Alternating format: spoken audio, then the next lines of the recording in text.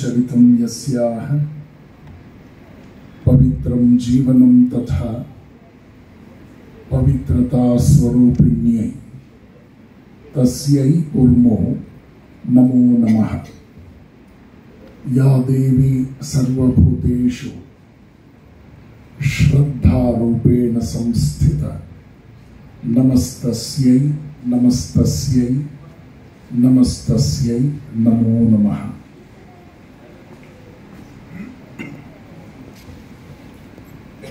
ಜಗದ್ರಕ್ಷಕನಾದ ಪರಮಾತ್ಮನನ್ನ ಅತ್ಯಂತ ಶ್ರದ್ಧೆಯಿಂದ ನಮಸ್ಕರಿಸ್ತೇನೆ. ನಮ್ಮ ಕನ್ನಡಮ್ಮನ ನೈಜ ದೇವಾಲಯವಾದ ಈ ಕನ್ನಡ ಸಾಹಿತ್ಯ ಪರಿಷತ್ತಿನ ಈ ಅತ್ಯಂತ ಪ್ರಾಚೀನ ಸರಸ್ವತಿ ಮಂದಿರವನ್ನು ಕೂಡ ನಾನು ಶ್ರದ್ಧೆಯಿಂದ ನಮಿಸ್ತೇನೆ. ಒಂದು ವಿಶಿಷ್ಟ ಆದರೆ ಅತ್ಯಂತ ಅರ್ಥಪೂರ್ಣವಾದ ಕಾರ್ಯಕ್ರಮಕ್ಕೆ ನಾವು ನೀವೆಲ್ಲ ಸಾಕ್ಷಿಯಾಗಿದ್ದೇವೆ. ಪಾತಜ್ಜಿ ಪ್ರೀತಿ ಹಂಚುವ ಅಜ್ಜಿ ಈ ಒಂದು ಪುಸ್ತಿಕೆಯ ಲೋಕಾರ್ಪಣಾ ಕಾರ್ಯಕ್ರಮ ಇದಾಗಿದೆ. ಈ ಪವಿತ್ರ ಕಾರ್ಯಕ್ರಮದಲ್ಲಿ ತಮ್ಮ ಉಪಸ್ಥಿತಿಯ ಮೂಲಕ ಮತ್ತು ತಮ್ಮ ಸೊಗಸಾದ 4 ಮಾತುಗಳ ಮೂಲಕ ನಮ್ಮೆಲ್ಲರನ್ನು ಆಲೋಚನೆಗೆ ಹೊರಹಚ್ಚಿದ ಗೌರವಾನ್ವಿತರಾದ ಡಾಕ್ಟರ್ ಎಸ್.ಆರ್. ರಮೇಶ್ ಅವರೇ, ನಮ್ಮ ಈ ಕಾರ್ಯಕ್ರಮದ ಮಾತೃಶಕ್ತಿಯಾಗಿ ಉಪಸ್ಥಿತರಿರ್ತಕ್ಕಂಥ ತಾಯಿ ಕಾಂತಮ್ಮನವರೇ, ಈ ಗ್ರಂಥವನ್ನು ಕುರಿತು ಅತ್ಯಂತ ಮನೋಜ್ಞವಾಗಿ ಮನಸ್ಸು ಬಿಚ್ಚಿ ತಾವು ಮನಃಪೂರ್ವಕವಾಗಿ ಮಾತನಾಡಿದ್ದು ನಿಜ. ಇತರರ ಮನಸ್ಸು ತಟ್ಟುವಂತೆ ಮಾಡಿದಂಥ ಗೌರವಾನ್ವಿತರಾದ ಸೋದರ ವಿದ್ಯಾರಣ್ಯ ಅವರೇ, ನನ್ನ ಬಲಪಾರ್ಶ್ವದಲ್ಲಿ ಉಪಸ್ಥಿತಿರ್ತಕ್ಕಂಥ ಈರುವರು ತಾಯಂದಿರು, ತಾಯಿ ಕೃಷ್ಣವೇಣಿಯವರು, ತಾಯಿ ಜಯಲಕ್ಷ್ಮಿಯವರು, ಅವ್ರಿಗೂ ಕೂಡ ನನ್ನ ಗೌರವ ನಮಸ್ಕಾರಗಳನ್ನು ಸಮರ್ಪಿಸ್ತೇನೆ. ವೇದಿಕೆಯಲ್ಲಿ ಉಪಸ್ಥಿತಿರ್ತಕ್ಕಂಥ ಇನ್ನೀರ್ವ ಸದಸ್ಯರು, ಈ ಕುಟುಂಬದ ಹಿರಿಯರು, ಸನ್ಮಾನ್ ಶ್ರೀ ಚಂದ್ರಶೇಖರನವರು ಬಹಳ ಒಳ್ಳೆ ಮೇಷ್ಟ್ರಾಗಿ ಕೆಲಸ ಮಾಡಿದವರು, ಸನ್ಮಾನ್ಯ ಡಾಕ್ಟರ್ ನಂಜುಂಡಪ್ಪನವರು ಉತ್ತಮ ಪಶುವೈದ್ಯರಾಗಿ ಅವರು ಪಶುಸಂಗೋಪನಾ ಇಲಾಖೆಯಲ್ಲಿ ಕೆಲಸ ಮಾಡಿದಂಥದ್ದು. ಈ ಎಲ್ಲ ಅತಿಥಿಗಳಿಗೆ ನನ್ನ ಪ್ರೀತಿಪೂರ್ವಕ ನಮಸ್ಕಾರಗಳು. ಇನ್ನು ಕಾರ್ಯಕ್ರಮದಲ್ಲಿ ಹಲವಾರು ಜನ ಹಿರಿಯರು, ನಮ್ಮ ಕುಡಿಗಲ್ಲಿನ ಹಲವಾರು ಜನ ಇದ್ದಾರೆ. ಈ ಪುಸ್ತಕವನ್ನು ಬರೆದು ಸಮಾಜಕ್ಕೆ ದೊರಕಿಸಿಕೊಟ್ಟಂಥ ನನ್ನ ಅತ್ಯಂತ ವಿಶ್ವಸನೀಯ ಸಹೋದರಿ ಸುಷ್ಮಾ ಹಾಗೂ ಶ್ರದ್ಧಾವಂತ ಸಮಾಜ ಸೇವಕ ಶ್ರೀ ಸುರೇಶ್ ಅವರು, ಈ ಒಂದು ಪುಸ್ತಕ ಉತ್ತಮ ರೀತಿಯಲ್ಲಿ ಲೋಕಾರ್ಪಣೆಗೊಳ್ಳುವುದಕ್ಕೆ ಶ್ರಮಿಸಿದಂತಹ ಎಲ್ಲ ಸಜ್ಜನರು ಇಲ್ಲಿದ್ದಾರೆ. ಹೀಗಾಗಿ ಈ ಕಾರ್ಯಕ್ರಮಕ್ಕೆ ಬಹಳ ವಿಶೇಷವಾದ ಅರ್ಥ ಇದೆ. ಸಾಹಿತ್ಯ ಪರಿಷತ್ತಿನ ಈ ಒಂದು ಪ್ರಾಂಗಣದಲ್ಲಿ ಹಲವಾರು ಕಾರ್ಯಕ್ರಮಗಳಲ್ಲಿ ನಾನು ಭಾಗವಹಿಸಿದ್ದೇನೆ. ಡಾಕ್ಟರ್ ಮಹೇಶ್ ಜೋಶಿ ಅವರು ವಿಶೇಷವಾದ ಕಾರ್ಯಕ್ರಮಗಳಿಗೆ ಆಹ್ವಾನಿಸಿದ್ರು. ಅವರ ಅಧ್ಯಕ್ಷರಾದ ಮೇಲೆ ನಾನು ಕನ್ನಡ ಸಾಹಿತ್ಯ ಪರಿಷತ್ ಒಳಗೆ ಬರೋಕ್ಕಾಗಿತ್ತು, ಅವಕಾಶ ಆ ಸಂದರ್ಭ ಮೂಡಿ ಬಂದದ್ದು.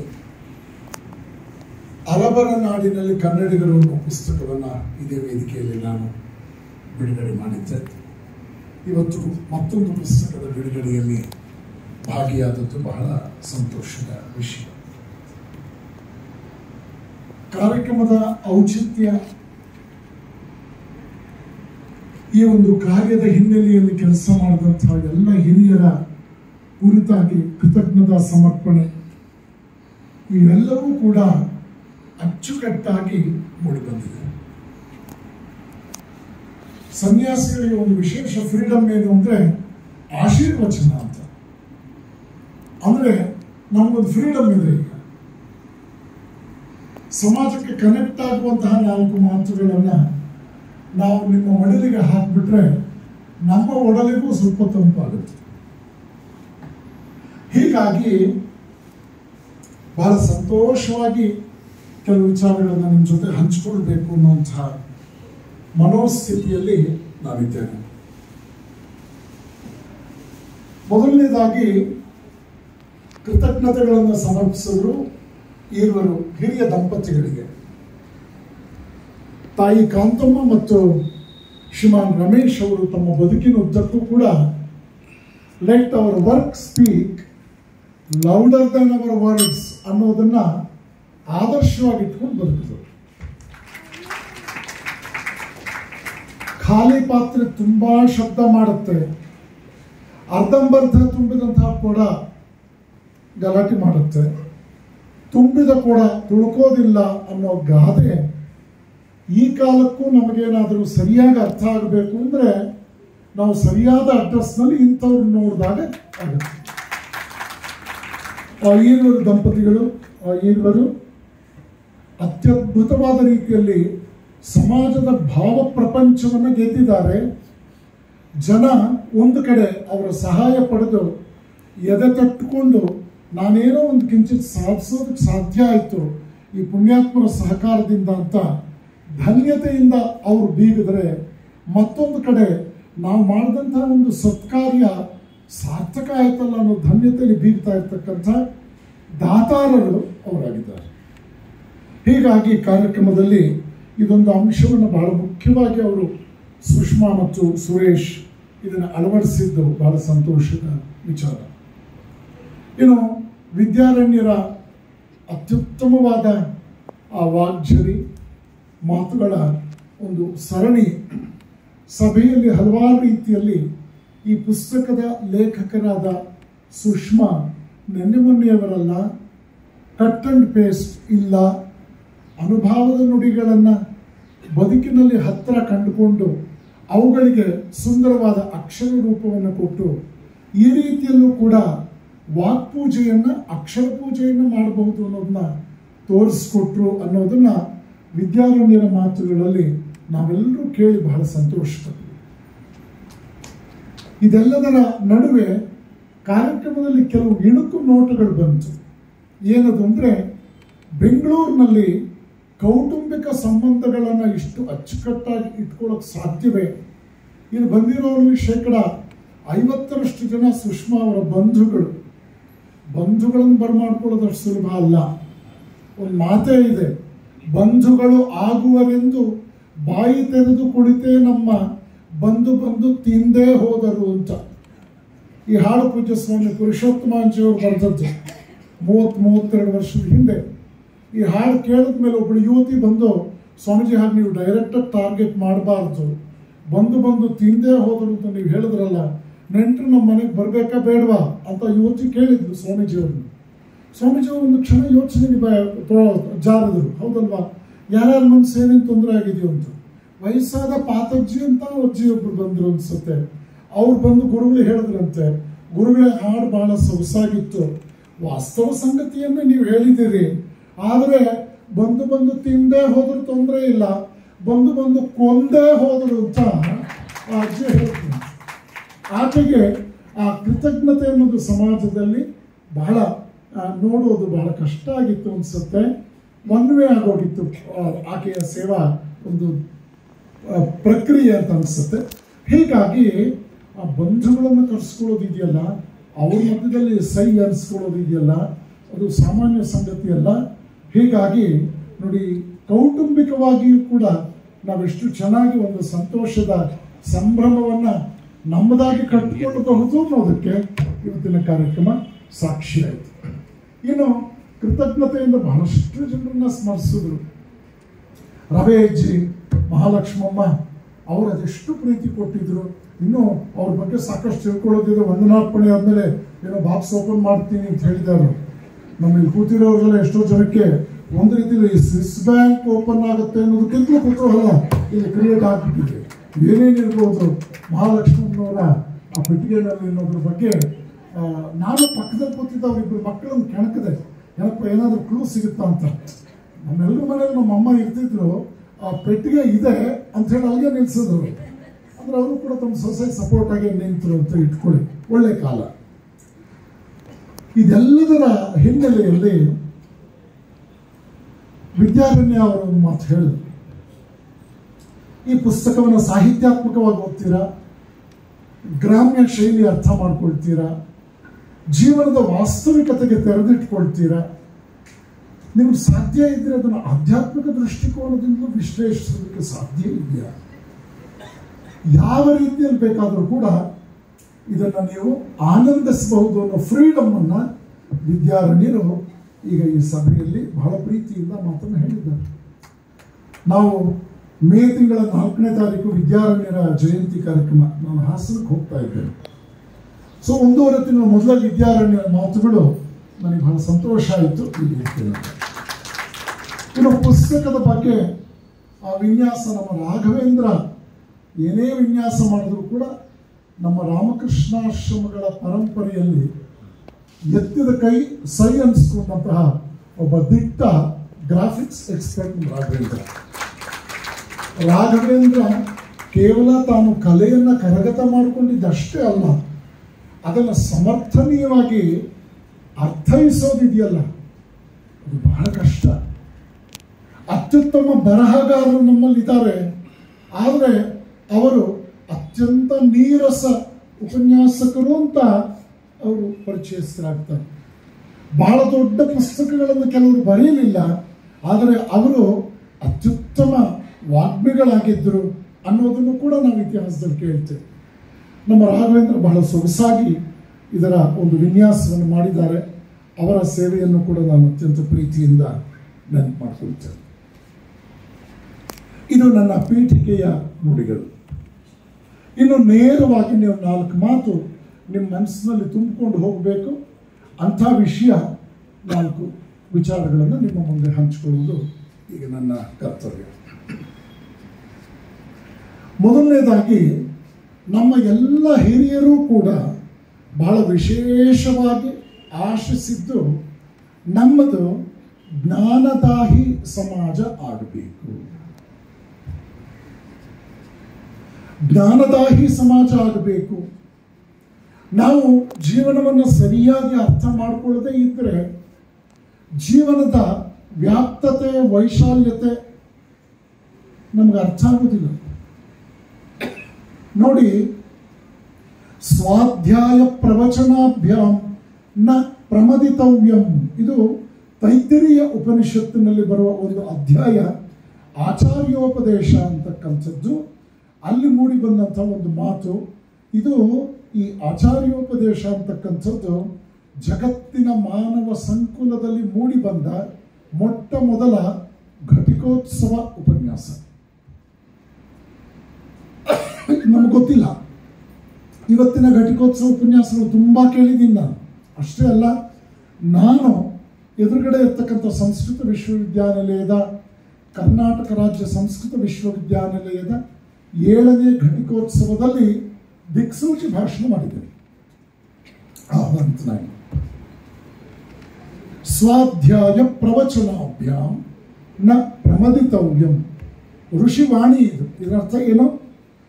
ಪ್ರತಿ ದಿವಸವೂ ಕೂಡ ಶ್ರದ್ಧೆಯಿಂದ ಅಧ್ಯಯನದಲ್ಲಿ ತೊಡಗಬೇಕು ಮತ್ತು ನೀನು ಅರ್ಥ ಮಾಡಿಕೊಂಡಂತಹ ವಿಚಾರಗಳನ್ನು ನಿನಗೆಷ್ಟು ಸಾಧ್ಯವೋ ಅಷ್ಟು ಸರಳವಾದ ಭಾಷೆಯಲ್ಲಿ ಸಹಮಾನವರೊಂದಿಗೆ ನೀನು ಅದನ್ನು ವಿನಿಮಯ ಮಾಡಿಕೊಳ್ಬೇಕು,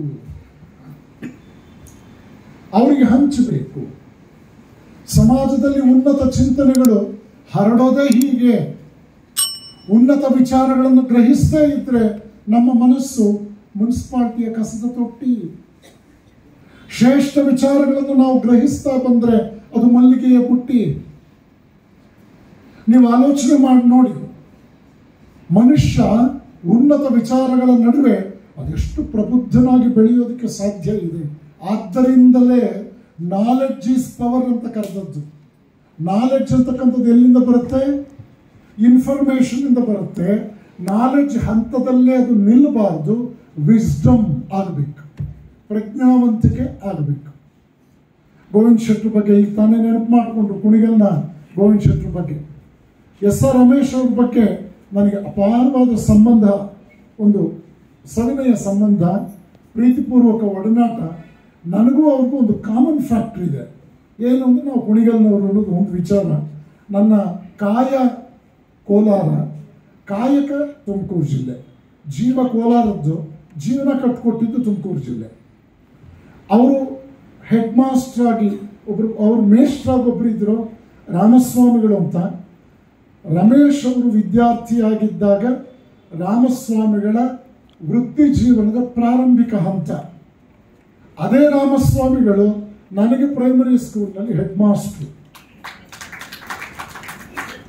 ಹೀಗಾಗಿ ಒಬ್ಬರೇ ಮೇಷ್ಟ್ರು, ಅಲ್ಲಿ ಓಪನಿಂಗ್ ಬ್ಯಾಟ್ಸ್ಮನ್ ನಮ್ಮ ರಮೇಶ್ ಅವರು, ಮ್ಯಾಚ್ ವಿನ್ನಿಂಗ್ ಶಾಟ್ ಹೊಡೆದವನು ವೀರೇಶ್ ಆನಂದ. ಹೀಗಾಗಿ ಆ ಸಂಬಂಧವನ್ನು ನಾನು ಕೃತಜ್ಞತೆಯಿಂದ ನೆನಪು ಮಾಡ್ಕೊಳ್ತೇನೆ. ಅವರು ಕಾಮನ್ ಆಗಿ ಮಕ್ಕಳನ್ನು ಕೇಳ್ತಾ ಇದ್ರು, ಆಸ್ತಿಕ ನಾಸ್ತಿಕ ಅಂದ್ರೆ ಗೊತ್ತೇನ್ರು? ನನ್ನ ಪಕ್ಕದಲ್ಲಿ ಒಬ್ಬ ಆರ್ಯವೈಶ್ಯ ಜನಾಂಗದ ಒಬ್ಬ ಸ್ನೇಹಿತ ಕೂತಿದ್ದ. ಅವ್ನು ಹೇಳ್ದ, ಏನ್ರ ಇಷ್ಟು ಗಂಟೆ ಮೇಷ್ಟ್ರು ಹೊಡ್ಕೊಂಡಾರೋ, ಆಸ್ತಿಕ ಅಂತ ಏಮ್ರ, ನಾಸ್ತಿಕ ಅಂತ ಏಮ್ರ, ನಾವು ಆಗ್ತಾನೆ ಕೋಲಾರದಿಂದ ಬಂದಿದ್ದು. ಅವನು ಹೇಳ್ದ, ಆಸ್ತಿಕ ಅಂದ್ರೆ ಆಸ್ತಿ ಇರೋಂಥವ್ರು ಕಣೋ, ನಾವೆಲ್ಲ ಈ ಊರಿನವರು, ನಮ್ದು ಆಸ್ತಿ ಇದೆ, ನೀನು ಯಾವುದೋ ಊರಿನಿಂದ ಬಂದಿದ್ಯಾ, ನೀನು ನಾಸ್ತಿಕ ಅಂತ ಹೇಳ್ಕೊಟ್ಟ. ನನ್ನ ಮೇಷ್ಟ್ರು ಕೇಳಿದ್ರು, ಏನಪ್ಪ ಅಂತ. ನಾನು ಶ್ರದ್ಧೆಯಿಂದ ನಿಂತ್ಕೊಂಡು, ಸರ್ ನಾನು ನಾಸ್ತಿಕ, ನಾನು ಕೋಲಾರದಿಂದ ಬಂದವನು, ನಮ್ಮಪ್ಪನಿಗೆ ಏನೂ ಇಲ್ಲ ಇಲ್ಲಿ. ಬಹಳ ಖುಷಿಪಟ್ಟು ನಕ್ಕದ್ರು. ಆಮೇಲೆ ಅವ್ರು ಹೇಳಿದ್ರು, ನಾಸ್ತಿಕ ಅಂದ್ರೆ ಯಾರು, ಆಸ್ತಿಕ ಅಂದ್ರೆ ಯಾರು ಅಂತ. ನಿಮಗೆ ಆಶ್ಚರ್ಯ ಆಗುತ್ತೆ, ನನ್ನ ಮೇಷ್ಟ್ರು ಅವತ್ತು ಆಸ್ತಿಕ ಅಂದ್ರೆ ಯಾರು, ನಾಸ್ತಿಕ ಅಂದ್ರೆ ಯಾರು ಅಂತ ಆ 2ನೇ ಕ್ಲಾಸಿನ ನನ್ನ ಮನಸ್ಸಿಗೆ ಅವ್ರಿಗೆಷ್ಟು ಅರ್ಥ ಮಾಡಿಸಿದ್ರು. ಈ ಮಾತನ್ನು ಹೆಚ್ಚು ಹೆಚ್ಚು ಅರ್ಥ ಮಾಡ್ಕೊಳ್ಳೋಕೆ ಪ್ರಯತ್ನ ಪಟ್ಟು ಮುಂದೆ ಅದರ ವಿಸ್ತೃತ ಮುಂದುವರೆದ ಅರ್ಥ ಸ್ವಾಮಿ ವಿವೇಕಾನಂದರ ಬದುಕಿನಲ್ಲಿ ಓದಿ ಅದನ್ನು ಇಷ್ಟಪಟ್ಟು ನಾನು ಸನ್ಯಾಸಿ ಆಗೋದಕ್ಕೆ ಅದು ಕೂಡ ಒಂದು ಕಾರಣ. ದೇವರಲ್ಲಿ ನಂಬಿಕೆ ಇದ್ದವನು ಆಸ್ತಿಕ, ದೇವರಲ್ಲಿ ನಂಬಿಕೆ ಇಲ್ಲದವನು ನಾಸ್ತಿಕ. 2ನೇ ಕ್ಲಾಸ್ ನನ್ನ ಮೇಷ್ಟ್ರು ಅಷ್ಟೇ ಮುಗಿಸ್ಬಿಟ್ರು. ವಿವೇಕಾನಂದರು ಹೇಳಿದ್ರು, ದೇವರಲ್ಲಿ ನಿನಗೆ ನಂಬಿಕೆ ಇದ್ದು ಕೂಡ ನಿನ್ನಲ್ಲಿ ನಿನಗೆ ನಂಬಿಕೆ ಇದ್ದೇ ಇದ್ರೆ ನೀನು ನಾಸ್ತಿಕ. 8ನೇ ತರಗತಿಯವರೆಗೂ ದೇವಸ್ಥಾನದ ಮುಂದೆ ನಮ್ಮ ತಾಯಿ ಖುಷಿಯಾಗಲಿ ಅಂತ ಕೈ ಮುಗಿತಾ ಇದ್ದವನು ನಾನು. ಆದರೆ ಆ ದೇವರು ಅಂತಕ್ಕಂಥ ಮಹಾತ್ಮ ನನ್ನ ಕೈಯಲ್ಲೇ 500 ದೇವಾಲಯಗಳಲ್ಲಿ ಪ್ರತಿಷ್ಠಾಪನೆ ಮಾಡಿಸಿದ 36 ವರ್ಷದಲ್ಲಿ. ಇವತ್ತು ನಾನು ಆಸ್ತಿಕ ನಾಸ್ತಿಕದ ಬಗ್ಗೆ ಎಲಾಬರೇಟ್ ಆಗಿ ಯೋಚನೆ ಮಾಡ್ತಾ ಹೋದರೆ ರಾಮಸ್ವಾಮಿ ನೆನಪಾಗ್ತದೆ. ನಾನು ಆಗಿನ್ನೂ 5-6 ವರ್ಷದ ಬಾಲಕ. ಕುಣಿಗಲ್ನಲ್ಲಿ ಶನೇಶ್ವರ ದೇವಸ್ಥಾನದಲ್ಲಿ ಲಕ್ಷದೀಪೋತ್ಸವದ ಪ್ರಾರಂಭೋತ್ಸವ. ನಮ್ಮ ತಾಯಿಗೆ ಏನೋ ಹುಚ್ಚು, ನನ್ನ ಮಗನ ಕೈಯಲ್ಲಿ ಒಂದು ದೀಪ ಹಚ್ಚಿಸ್ಬಿಡ್ಬೇಕು ಒಂದು ಹಣತೆ. ಕುಣಿಗಲ್ಲಿನ ಲಕ್ಷದೀಪೋತ್ಸವ ಅದ್ಭುತ. ಇವತ್ತಿಗೂ ಕೂಡ ಕುಣಿಗಲ್ ಲಕ್ಷದೀಪೋತ್ಸವ ಅಂದರೆ ಮೈ ನವಿರೇಳುತ್ತೆ. ಎಲ್ಲ ಊರುಗಳಲ್ಲಿ ಆ ಥರ ಇಲ್ಲ. ನೀವು ದೊಡ್ಡ ದೊಡ್ಡ ಊರುಗಳಲ್ಲಿ ಇರೋದು ನೀವು ನೆನಪು ಮಾಡ್ಕೊಳ್ಬೋದು. ಕಾಶಿಯಲ್ಲಾಗ್ಬೋದು, ಅಯೋಧ್ಯೆಯಲ್ಲಾಗ್ಬೋದು, ಯಡಿಯೂರಿನಲ್ಲಾಗ್ಬೋದು ಲಕ್ಷದೀಪೋತ್ಸವ ಧರ್ಮಸ್ಥಳಾದಿ ಕ್ಷೇತ್ರಗಳಲ್ಲಿ ನೋಡ್ತೀವಿ. ಆದರೆ ನಮ್ಮ ಕುಣಿಗಲ್ನಲ್ಲಿ ಆ ಲಕ್ಷದೀಪೋತ್ಸವ ನಮ್ಮ ಬದುಕನ್ನು ಕಟ್ಟಿಕೊಟ್ಟಂತಹ ಒಂದು ವಿಶೇಷವಾದ ಧಾರ್ಮಿಕ ಆಚರಣೆ. ಸರಿ, ನಮ್ಮ ತಾಯಿ ತಂದೆ ನಾನು ಕರ್ಕೊಂಡು ಹೊರಟರು. ಲಕ್ಷದೀಪೋತ್ಸವ, ಅತಿಥಿಗಳು ಬರೋ ತಡ ಆಗ್ತಾ ಇತ್ತು. ಆ ಕಾಲದಲ್ಲೂ ಹಾಗೆ ಇದ್ದರು ಅತಿಥಿಗಳು. ಸರಿ, ಅವ್ರು ಬಂದ ಮೇಲೆ 7-7:15 ವೇಳೆಗೆ ನನಗೆ ನಿದ್ರೆ. ನಮ್ಮಮ್ಮ ಇನ್ನಿಲ್ಲದ ರೀತಿಯಲ್ಲಿ ಅಲ್ಲೇ ಸಿಕ್ಕಿದಂತಹ 2-3 ಸಲ ತೀರ್ಥ ತಗೊಳ್ಳೋದು, ನನ್ನ ಕಣ್ಣು ಒರೆಸೋದು, ಎದ್ದಿರ್ಬೇಕು ಅಂತ. ಕಡೆಗೆ ನಾನು 6-7 ವರ್ಷದ ಬಾಲಕ. ಲಕ್ಷದೀಪೋತ್ಸವದ ಆ ನಿದ್ದೆಗಳಲ್ಲೇ ನಮ್ಮಮ್ಮ ಕೈ ಹಿಡಿದು ಒಂದು ಹಣತೆ ಹಚ್ಚಿಸೋದು ನನ್ನ ಕೈಲಿ. ನಿದ್ರೆಯಲ್ಲೇ ನಾನು ಹೊತ್ಕೊಂಡು ಮನೆಗೆ ಬಂದರು. ನಾನು ಆ ದೇವಸ್ಥಾನದ ಮುಂದೆ ಹೋದಾಗೆಲ್ಲ ನನಗೆ ನೆನಪು, ಲಕ್ಷದೀಪೋತ್ಸವದಲ್ಲಿ ನಮ್ಮಮ್ಮ ನನ್ನ ಕೈ ಹಿಡಿದು ದೀಪ ಹಚ್ಚಿದ್ರು. 2-3 ವರ್ಷದ ಹಿಂದೆ ಕುಣಿಗಲ್ನಿಂದ ಒಂದು ದೊಡ್ಡ ತಂಡ ಬಂತು. ಅವ್ರು ಹೇಳಿದ್ರು, ಕುಣಿಗಲ್ನಲ್ಲಿ ಲಕ್ಷದೀಪೋತ್ಸವಕ್ಕೆ 50ನೇ ವರ್ಷದ ವಾರ್ಷಿಕೋತ್ಸವ, ನೀವೇ ಬಂದು ಹಚ್ಚಬೇಕು. ನಾನು ಯೋಚನೆ ಮಾಡಬೇಕು, ನಮ್ಮಮ್ಮ ಅವತ್ತು ಹಚ್ಚಿಸಿದಂತಹ ಒಂದು ಧಾರ್ಮಿಕ ಕ್ರಿಯೆಯ 50ನೇ ವರ್ಷದ ಉದ್ಘಾಟನೆ ನನ್ನ ಪಾಲ್ಗೆ ಬರಬೇಕಾ? ದೊಡ್ಡವರ ಆಶೀರ್ವಾದ ಅಂದರೆ ನಾನು ಹಲವಾರು ರೀತಿಯಲ್ಲಿ ನಾನು ನೆಚ್ಚಿದ್ದೇನೆ. ಆ ರೀತಿಯಲ್ಲಿ ಈ ಕಂಟಿನ್ಯೂಟಿ ಆಫ್ ಥಾಟ್ ಅದು ನನ್ನ ನೆನಪಿಗೆ ಬಂತು. ಜ್ಞಾನದಾಹಿ ಸಮಾಜ ನಮ್ಮದಾಗಬೇಕು. ನೋಡಿ, ಇವತ್ತು ಬಡವರಿಗೆ ಅನುಕೂಲ ಮಾಡಿಕೊಡೋದಕ್ಕೆ, ಅಸಹಾಯಕರಿಗೆ ಅನುಕೂಲ ಮಾಡಿಕೊಡ್ಬೇಕು ಅಂತಕ್ಕಂಥದ್ದು, ಇದೆಲ್ಲವೂ ಕೂಡ ಸ್ತುತ್ಯರ್ಹವಾದ ಕಾರ್ಯವೇ. ಆದರೆ ನಾವು ಅರ್ಥ ಮಾಡಿಕೊಳ್ಬೇಕು, ರೊಟ್ಟಿಗಾಗಿ ಹಸಿದವರಿಗಿಂತ ಜಗತ್ತಿನಲ್ಲಿ ಪ್ರೀತಿಗಾಗಿ ಹಸಿದವರೇ ಜಾಸ್ತಿ. ಆ ವಿಷಯದಲ್ಲಿ ನಾವು ನೀವೆಲ್ಲರೂ ಭಿಕ್ಷುಕರೇ. ನಾವೇನು ಬಹಳ ಸುಧಾರಿತರು ಅಂತ ಅನ್ಕೋಬೇಕಾಗ್ತಿಲ್ಲ. ರೊಟ್ಟಿಗಾಗಿ ಹಸಿದವರನ್ನ, ಹೊಟ್ಟೆಗೆ ಹಿಟ್ಟಿಲ್ಲ ಅಂತಕ್ಕಂಥವ್ರನ್ನ ನಾವು ಬಡವರು ಅಂತ ಬ್ರ್ಯಾಂಡ್ ಮಾಡ್ತೇವೆ. ಆದರೆ ಪ್ರೀತಿಗಾಗಿ ಯಾರು ಹಸಿದಿಲ್ಲ? ನಾಗರಿಕ ಪ್ರಪಂಚದಲ್ಲಿ ಪಾತಜ್ಜಿ ಇಲ್ಲ, ಆದ್ದರಿಂದಲೇ ಮನೆ ಮನೆಗಳಲ್ಲಿ ಪಾತಜ್ಜಿಯ ಅನುಪಸ್ಥಿತಿ. ಇವತ್ತು ನಾಯಿಗಳನ್ನ ಸಾಕೋ ಪರಿಸ್ಥಿತಿ ಬಂದಿದೆ ಅತಿಯಾಗಿ. ಮೊನ್ನೆ ಯಾರು ವಾಟ್ಸಪ್ ಅಲ್ಲಿ ಹಾಕಿದ್ರು, ನಮ್ಮ ನಾಯಿ ಹುಟ್ಟುಹಬ್ಬ ಇದೆ ಬನ್ನಿ ಅಂತ. ಏನ್ ಮಾಡ್ತೀರಿ? ನಾನು ಇದನ್ನ ಕಾಮೆಂಟ್ ಮಾಡ್ತಾ ಇಲ್ಲ, ದಯವಿಟ್ಟು ಅರ್ಥ ಮಾಡ್ಕೊಳ್ಳಿ. ಇದನ್ನ ನಾನಿಲ್ಲಿ ಹೇಳೋದಕ್ಕೆ ಹೊರಟದ್ದು ಏನ್ ಗೊತ್ತಾ? ನಮ್ಮ ಪ್ರೀತಿ ವಿಶ್ವಾಸವನ್ನ ಅದಕ್ಕೊಂದು ಎಕ್ಸ್ಪ್ರೆಷನ್ ಕೊಡೋದಕ್ಕೆ ನಮ್ಮ ಮುಂದೆ ಮನುಷ್ಯ ಸಂಬಂಧದ ಒಂದು ಪರಿಧಿ ಇಲ್ಲದೆ ಇದ್ರೆ ಕಡೆಗೆ ನಾವು ನಾಯಿನ ಬರ್ತ್ಡೇ ಮಾಡ್ತೀವಿ, ನಾಯಿನ ಮುದ್ದು ಮಾಡ್ತೀವಿ. ಈಗ ಬೇರೆ ಊರಿಗೆ ಹೋಗ್ಬೇಕು ಅಂದ್ರೆ ತಾವು ಸಾಕಿರೋ ನಾಯಿಗಳನ್ನ ಟೆಂಪರರಿಯಾಗಿ 8 ದಿವಸ 10 ದಿವಸ ಒಂದು ಜಾಗದಲ್ಲಿ ಬಿಟ್ಟು ಹೋಗೋದಕ್ಕೂ ಕೂಡ ವ್ಯವಸ್ಥೆ ಇದೆ. ಬೇಬಿ ಕೇರ್ ಸೆಂಟರ್ಗಳಿವೆ, ಹಾಗೆ ಪಪ್ಪಿ ಕೇರ್ ಸೆಂಟರ್ಗಳು ನೋಡಿ ಈ ತರ ಹೊರಟಿದೆ. ಹೀಗಾಗಿ ಜ್ಞಾನದಾಹಿ ಇದು ಮನುಷ್ಯನ ಬಹಳ ದೊಡ್ಡ ಹಸಿವಾಗಬೇಕು. ಮನುಷ್ಯ ಜ್ಞಾನದಾಹಿ ಆದಾಗ ಅವನಿಗೆ 10 ರೀತಿಯಲ್ಲಿ ಜೀವನದ ಗರಿಗಳು ಬಿಚ್ಚಿಕೊಳ್ಳುತ್ತವೆ. ಅವನ ಬದುಕಿನ ಸಾರ್ಥಕತೆ, ಅದರ ನಿಜವಾದ ಅರ್ಥ ಗ್ರಾಹ್ಯವಾಗುತ್ತೆ. ಗಮನಿಸಿ, ಆಲೋಚನೆ ಮಾಡ್ತಾ ಹೋಗಿ. ಈ ಕಲಿಕೆಯ ವಿಷಯದಲ್ಲಿ ಪುಸ್ತಕದ ಬಗ್ಗೆ ಕಾರ್ಯಕ್ರಮ, ನಾವು ಅಧ್ಯಯನ, ಕಲಿಕೆ, ಪುಸ್ತಕ, ವೈಚಾರಿಕತೆ ಇದನ್ನೇ ಕುರಿತು ಕೆಲವು ನಿಮಿಷಗಳ ಕಾಲ ಚರ್ಚೆ ಮಾಡಕ್ಕೆ ಹೊರಟಿವಿ. ನೋಡಿ, ಅರ್ಥ ಮಾಡ್ಕೊಳ್ಳೋಣ. ಗ್ರೀಕ್ ತತ್ವಜ್ಞಾನಿ ಸಾಕ್ರಟಿಸ್ ತನ್ನ 80ನೇ ವಯಸ್ಸಿನಲ್ಲಿ ಕೆಲವು ಮ್ಯೂಸಿಕಲ್ ಇನ್ಸ್ಟ್ರೂಮೆಂಟ್ಸ್ ಅನ್ನು ಕಲಿತ್ಕೊಂಡಂತೆ. 80ನೇ ವಯಸ್ಸು. ಸಾಕ್ರಟಿಸ್ ಡೆಲ್ಫಿ ದೇವಸ್ಥಾನದ ಮುಂಭಾಗದಲ್ಲಿ ಶಿಷ್ಯರನ್ನ ಕೂರಿಸಿಕೊಂಡು ಪಾಠ ಮಾಡಬೇಕಾದ್ರೆ ದೇವಸ್ಥಾನದ ಮೇಲೆ ಅವನು ಮೊಟ್ಟ ಮೊದಲು ವೇದಾಂತದ ಒಂದು ವಾಕ್ಯ ಬರೆಸಿದ್ದ, ನೋ ದೈ ಸೆಲ್ಫ್, ನಿನ್ನನ್ನು ನೀನು ತಿಳಿ. ಆಶ್ಚರ್ಯ ಏನು ಅಂದ್ರೆ, ನನ್ನನ್ನು ನಾನು ತಿಳಿಯೋದಕ್ಕೆ ಮೊದಲು ನಾನು ಜಗತ್ತಿನ ಡಿಕ್ಷನರಿ, ನಿಘಂಟನ ಓಪನ್ ಮಾಡ್ತೇನೆ. ಡಿಕ್ಷನರಿ ತಪ್ಪದು ಪ್ರೊನೌನ್ಸಿಯೇಷನ್, ಡಿಕ್ಷನರಿ ಅದು ಕರೆಕ್ಟ್, ಪ್ರೊನೌನ್ಸಿಯೇಷನ್ ತಪ್ಪದು, ಪ್ರೊನೌನ್ಸಿಯೇಷನ್. ಶೆಡ್ಯೂಲ್ಡ್ ತಪ್ಪು, ಸ್ಕೆಡ್ಯೂಲ್ಡ್. ಥರೋಲಿ ತಪ್ಪು, ಥರಲಿ. ನಾನು ಕಲ್ತ್ಕೊಳ್ತಾ ಇದ್ದೀನಿ. ಈಗ ಕಲಿಯೋದಕ್ಕೆ ಯಾವುದೇ ವಯಸ್ಸಿನ ನಿಬಂಧನೆ ಇಲ್ಲ ಅನ್ನೋದಕ್ಕೆ ನಿಮ್ಮ ಮುಂದೆ ಇಟ್ಟೆ. ಸಿ ರಾಜಗೋಪಾಲಾಚಾರಿ ಅವರ ಹೆಸರು ಕೇಳಿದ್ದೀರಿ. ಅವ್ರ ಮೊಮ್ಮಗಳು ಬೆಂಗಳೂರಿನಲ್ಲಿ ಇದ್ದಾರೆ, ಡಾಕ್ಟರ್ ಶುಭಾ ಅಂತ.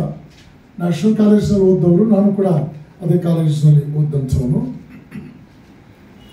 ನಿನ್ನೆ ಅವರು ಮೆಸೇಜ್ ಮಾಡಿದ್ದಾರೆ, Swamiji, how is your health after long time, I am interacting with you ಅಂತ ಹೇಳಿ. ಪಾಪ ಸಿ ರಾಜಗೋಪಾಲಾಚಾರಿ ಅವರ ಮೊಮ್ಮಗಳು ತುಮಕೂರು ಯಾವುದೋ ಒಂದು ಕಾರ್ಯಕ್ರಮಕ್ಕೆ ಬಂದಿದ್ರು. ಅಲ್ಲಿ ಪಾಪ ಬಹಳ ಪ್ರೀತಿಯಿಂದ ನೋಡೋದಕ್ಕೆ ನಾನು ಮಾತಾಡಿಸ್ಕೊಂಡು ಹೋಗೋಕೆ ಬಂದರು. She is around 75 years. ಸುಮಾರು 70ಕ್ಕೂ ಹೆಚ್ಚು ಅಂತಾರಾಷ್ಟ್ರೀಯ ಪ್ರಶಸ್ತಿಗಳು ಅವ್ರಿಗೆ ಬಂದಿದೆ. ಸಿ ರಾಜಗೋಪಾಲಾಚಾರಿ ಅವರ ಮಾತನ್ನು ಯಾಕೆ ನಾನು ರೆಫರ್ ಮಾಡ್ತಾ ಇದ್ದೀನಿ ಅಂದರೆ, ನಿಮ್ಗೆ ಆಶ್ಚರ್ಯ ಆಗುತ್ತೆ. 97ನೇ ವಯಸ್ಸಿನಲ್ಲಿ ಅವರು ಪ್ರತಿನಿತ್ಯ ಕೆಲವು ಗಂಟೆಗಳ ಕಾಲ ಪುಸ್ತಕ ಓದ್ತಾ ಇದ್ರಂತೆ. ನಮಗೀಗೆಲ್ಲ ರೆಡಿಮೇಡ್ ಫುಡ್. ಮೇಷ್ಟ್ರು ಪಾಠ ಮಾಡ್ತಾನೆ ಹೇಳ್ತಾನೆ, ಈ ಕ್ವಶನ್ ಹೋದ ವರ್ಷ ಕೊಟ್ಟಿದ್ರು, ಈ ವರ್ಷ ಇದು ಬರಲ್ಲ, ಮುಂದಿನ ಕ್ವಶನ್ಗೆ ಒಂದು ಸ್ಟಾರ್ ಹಾಕೊಳ್ಳಿ. ಅದನ್ನ ನೆನ್ಪಿಟ್ಕೊಳ್ಳಿ. ಇಂಪಾರ್ಟೆಂಟ್ ಕ್ವಶನ್ಸ್ನ ಮಾರ್ಕ್ ಮಾಡಿಸುವಂಥ ಮೇಷ್ಟ್ರು ಮಕ್ಕಳ ಭವಿಷ್ಯ ಜೀವನದಲ್ಲಿ ಮೋಸ್ಟ್ ಅನ್ಇಂಪಾರ್ಟೆಂಟ್ ಆಗುತ್ತದೆ. ಎಜುಕೇಶನ್ ಅಂದರೆ ಇಂಪಾರ್ಟೆಂಟ್ ಕ್ವಶನ್ಸ್ ಅಲ್ಲ. Education is knowledge and wisdom. ಅವನು ಸಮಗ್ರವಾಗಿ ಓದಬೇಕು. ಅದರಲ್ಲಿ ಕ್ವಶನ್ ಪೇಪರ್ ಸೆಟ್ಟರು ತನಗೆ ಬೇಕಾದ 10 ಕ್ವಶನ್ಸ್ ಸೆಲೆಕ್ಟ್ ಮಾಡ್ಕೊಡ್ತಾನೆ ಹೊರತು 10 ಕ್ವಶನ್ಗಳಿಗೆ ಉತ್ತರ ಬರೆಯೋದು ಕಲ್ತ್ಕೊಳ್ಳೋದು ಅಷ್ಟೇ ಎಜುಕೇಶನ್ ಅಲ್ಲ. ನಮ್ಮ ಜೀವನವನ್ನು ಕಟ್ಟಿಕೊಟ್ಟಂತಹ ಒಂದು ಸಂಸ್ಥೆಗಳಲ್ಲಿ ನ್ಯಾಷನಲ್ ಕಾಲೇಜ್ ಕೂಡ ಒಂದು. ಈ ಪಕ್ಕದಲ್ಲಿ ಓಡಾಡಬೇಕಾದ್ರೆ ನನಗೊಂದು 2 ಘಟನೆ ನೆನಪಾಗುತ್ತೆ. ಮೊದಲನೇ ಘಟನೆ, ನನಗೆ MS ವೆಂಕಟರಾಮ್ ಅಂತ ಮ್ಯಾಥಮೆಟಿಕ್ಸ್ ಮೇಷ್ಟ್ರು, G ವೆಂಕಟನಾರಾಯಣ್ ಅಂತ ಹೇಳ್ಬಿಟ್ಟು ಅನಾಲಿಟಿಕಲ್ ಜಾಮೆಟ್ರಿ ಮೇಷ್ಟ್ರು, S ಸುಂದರರಾಜನ್ ಅಂತ ಹೇಳಿ ಮಾಡರ್ನ್ ಆಲ್ಜಿಬ್ರಾ ಮೇಷ್ಟ್ರು, ಟ್ರಿಗ್ನಾಮೆಟ್ರಿ K ರಾಮಾಚಾರ್ಯ. ನೋಡಿ, ಮೇಷ್ಟ್ರುಗಳೆಲ್ಲ ನೆನಪಿದ್ದಾರೆ, ನಮ್ಗೆ ಚೆನ್ನಾಗಿ ನೆನಪಿದೆ. ಅವರು ಎಷ್ಟರ ಮಟ್ಟಿಗೆ ನಮ್ಮನ್ನು ತಯಾರು ಮಾಡ್ತಾ ಇದ್ರು ಅಂತಂದ್ರೆ, ಇಡೀ ಸಬ್ಜೆಕ್ಟನ್ನು ನಾವು ಒಂದು ವ್ರತದೋಪಾದ ಆಟ ಅದು ಆ ರೀತಿಯಲ್ಲಿ ತಯಾರು ಮಾಡ್ತಾ ಇದ್ವಿ. ನಮ್ಮ ಮೇಷ್ಟ್ರು ನಮ್ಗೆ ಯಾಕೆ ಇಷ್ಟ ಆಗೋದು ಅಂದರೆ, ಪ್ರಶ್ನೆ ಪತ್ರಿಕೆ ಕೈಗೆ ತೆಗೆದುಕೊಂಡಾಗ answer in 6 questions out of 10 ಅಂತ ಪ್ರಿಂಟ್ ಆಗಿದ್ರೆ ನಾವೆಲ್ಲ ಧೈರ್ಯವಾಗಿ ಬರೀತಾ ಇದ್ವಿ. Before answering the questions, my dear teacher, choose any 6 answers out of 10. ಈ ರೀತಿ ಬರೆದು ಜೀವನದಲ್ಲಿ 5-6 ಸಲ 100ಕ್ಕೆ 100 ಮ್ಯಾಥಮೆಟಿಕ್ಸ್ ತಗೊಂಡು ನನ್ನ ಮೇಷ್ಟ್ರು ಇವತ್ತು ಬದುಕಿದ್ದಾರೆ. ಇವತ್ತು ಕೂಡ ಅವ್ರು ಹೇಳ್ತಾರೆ, ನಿನ್ನ ಬ್ಲೂ ಬುಕ್ ಇಟ್ಕೊಂಡು ನಾನು ವ್ಯಾಲ್ಯೂ ಮಾಡ್ತಾ ಇದ್ದೆ ಕಣೋ, ಫಸ್ಟ್ ನಿನ್ನ ಪೇಪರ್ ವ್ಯಾಲ್ಯೂ ಮಾಡಿಬಿಡ್ತಾ ಇದ್ದೆ. ನಮ್ಮ ಇಂಜಿನಿಯರಿಂಗ್ ಮ್ಯಾಥಮೆಟಿಕ್ಸ್ ಟೀಚರ್ ಕೂಡ ಇತ್ತೀಚೆಗೆ ಬಂದಿದ್ರು. ಅವರು ಕೂಡ ಅದನ್ನು ಹೇಳಿದ್ರು. ನಮ್ಮ ವಿವೇಕಾಧಾರ ಪುಸ್ತಕದ ಬಿಡುಗಡೆಯಲ್ಲಿ ಅವ್ರು ಬಂದಿದ್ದರು. ಅವ್ರು ಹೇಳ್ತಾ ಇದ್ರು, ಅದು ಒಂದು ರೀತಿಯಲ್ಲಿ ಆಶೀರ್ವಾದ, ಒಂದು ರೀತಿಯಲ್ಲಿ ವಿದ್ಯಾರ್ಥಿಯಾಗಿ ನಾವು ಸರಿಯಾಗಿ ಬದುಕಿದ್ವಿ ಅನ್ನೋದು ಒಂದು ಧನ್ಯತೆ.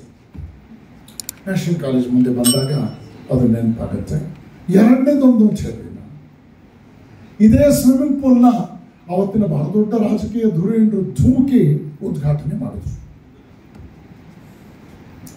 ಅವ್ರನ್ನ ಇಲ್ಲೇ ಪಕ್ಕದಲ್ಲಿರುವ ವಿಕ್ಟೋರಿಯಾ ಹಾಸ್ಪಿಟಲ್ ಕರ್ಕೊಂಡು ಹೋದ್ರು. ಡಾಕ್ಟರ್ಸ್ ಹೊಸ ಹೊಸ ಆವಿಷ್ಕಾರಗಳಾಗಿತ್ತು ಅಂತ. ಅಲ್ಲಿ ಪಾಪ ಡಾಕ್ಟರ್ಸ್ ಹೇಳಿದ್ರು, ಸರ್ ದಿಸ್ ಈಸ್ ಲೋಕಲ್ ಅನೆಸ್ಥೇಷಿಯಾ ಅಂತ. ಆಗ್ತಾನೆ ಲೋಕಲ್ ಅನೆಸ್ಥೇಷಿಯಾ ಅಂತಕ್ಕಂಥದ್ದು ಇಂಟ್ರೊಡ್ಯೂಸ್ ಆಗಿತ್ತು. ಪಾಪ ಇವ್ರು ಏನು ಅಂತ ಗೊತ್ತಿಲ್ಲ. Yes, you must encourage local products ಅಂದರು. ಸೊ ನಮ್ಮನ್ನು ಆಳೋರು ಹೇಗೆ ಬೇಕಾದ್ರೂ ಇರ್ಬೋದು ಅಂತ ನಿಮ್ಗೆ ಅರ್ಥ ಆಗ್ತಿತ್ತು. ದಾರಾ ಬೇಂದ್ರೆ ಅವರು ತೀರ್ಕೊಂಡ ಮೇಲೆ ಎಷ್ಟೋ ವರ್ಷಕ್ಕೆ ಅವ್ರನ್ನ ಸನ್ಮಾನ ಮಾಡಕ್ ಹೊರಟಿದ್ದೀನಿ ಅಂತ ಹೇಳಿದಂತ ಕನ್ನಡ ಮತ್ತು ಸಂಸ್ಕೃತಿ ಇಲಾಖೆ ಮಂತ್ರಿಗಳು ನಮ್ಮಲ್ಲಿದ್ದರು. ಸರ್ ಅವ್ರು ತೀರ್ಕೊಂಡಿದ್ದಾರೆ ಅಂತ IAS ಆಫೀಸರ್ ಹೇಳಿದಾಗ, ಅವ್ರು ತೀರ್ಕೊಂಡ್ರೆ ಏನ್ರಿ, ಅವ್ರ ಹೆಂಡತಿನ ಸನ್ಮಾನ ಮಾಡೋಣ ಅಂದ್ರು.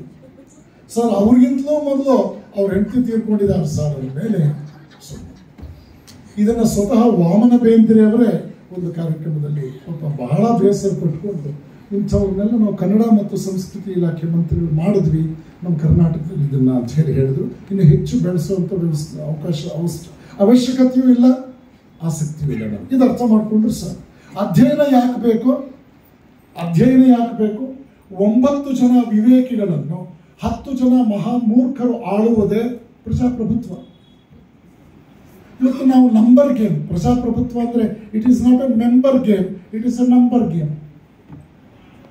ಆದ್ದರಿಂದ ನಮ್ಮನ್ನು ನಾವು ಕಾಪಾಡಿಕೊಳ್ಬೇಕು ಅಂದ್ರೆ, ನಮ್ಮ ಜೀವನದಲ್ಲಿ ನಮಗೊಂದು ನಿಜವಾದ ಹಸಿವು ಬರಬೇಕು ಅಂದ್ರೆ, ನಮ್ಮ ಜೀವನದಲ್ಲಿ ಸಂತೃಪ್ತಿಯನ್ನು ನಾವು ಸಂಪಾದಿಸ್ಕೋಬೇಕು ಅಂತಂದ್ರೆ ನಾವು ಜ್ಞಾನದಾಹಿಗಳಾಗಬೇಕು.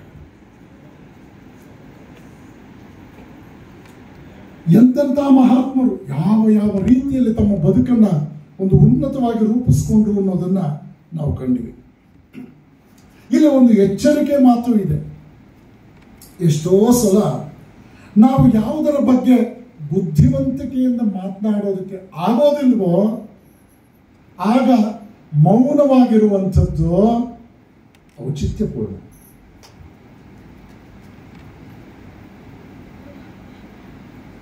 ನಮ್ಗೆ ಅರ್ಥ ಆಗೋದಿಲ್ಲ.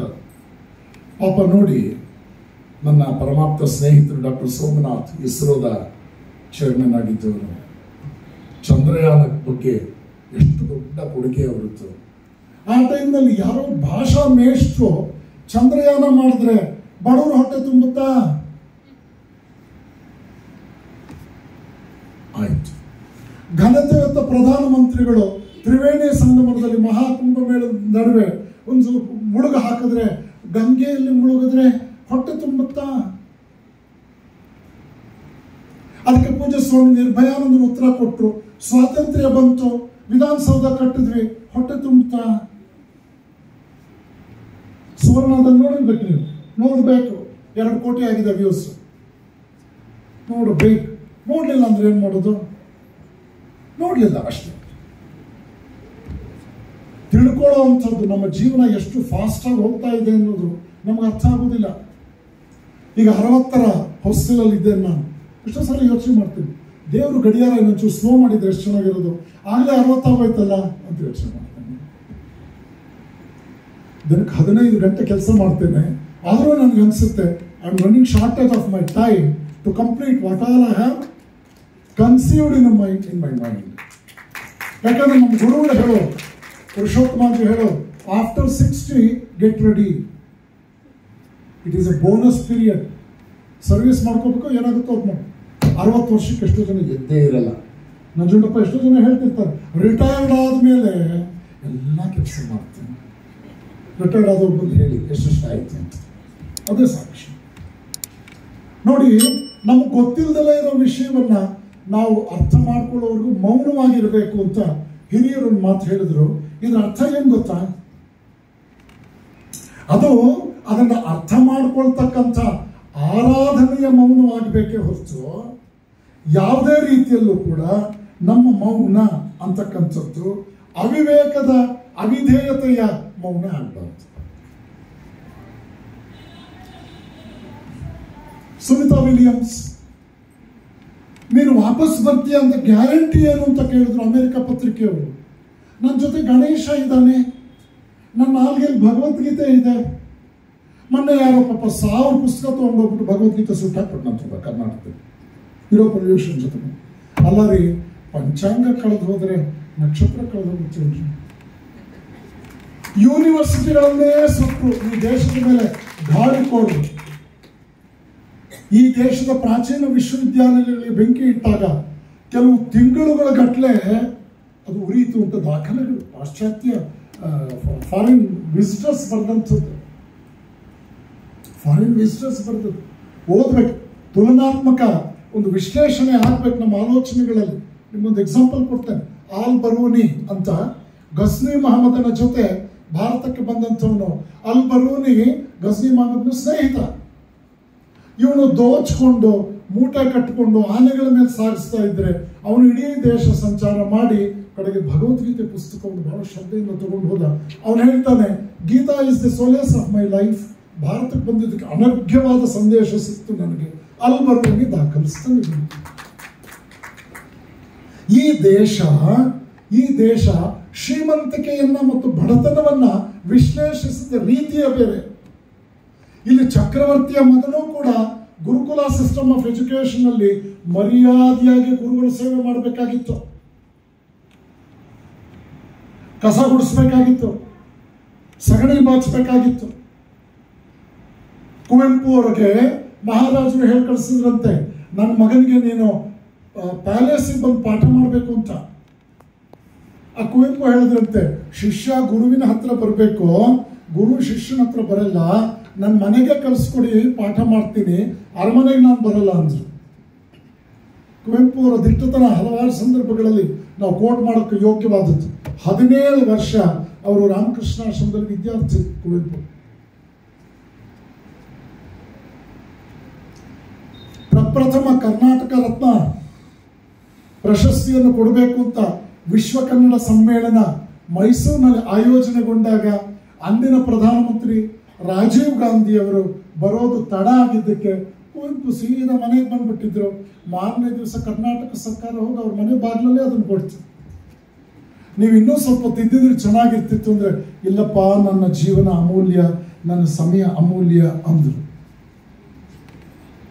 ಇದೇ ಬೆಂಗಳೂರು ಗ್ಲಾಸ್ ಹೌಸ್ ನಲ್ಲಿ ತಮ್ಮ 100ನೇ ಹುಟ್ಟುಹಬ್ಬಕ್ಕೆ ವಿಶ್ವೇಶ್ವರಯ್ಯನವ್ರನ್ನ ಮತ್ತು ಅಂದಿನ ಭಾರತದ ಪ್ರಧಾನಮಂತ್ರಿ ಜವಾಹರ್ಲಾಲ್ ನೆಹರು ಅವ್ರನ್ನ ಆಹ್ವಾನಿಸಿದ್ದಾಗ Jawaharlal Nehru came late by 20 minutes. ಆಗ ತಮ್ಮ ಪ್ರೀತಿಯ ಮಾತುಗಳಲ್ಲಿ ವಿಶ್ವೇಶ್ವರಯ್ಯನವರು 100 years ಆಗೋಗಿದಾಗಲೇ ಅವರು ನೆಹರು ಅವ್ರಿಗಿಂತ 29 ವರ್ಷ ದೊಡ್ಡವರು. ಹೀಗೆ ನೋಡ್ತಾ, when the Prime Minister of this India doesn't have time sense, what shall I preach you?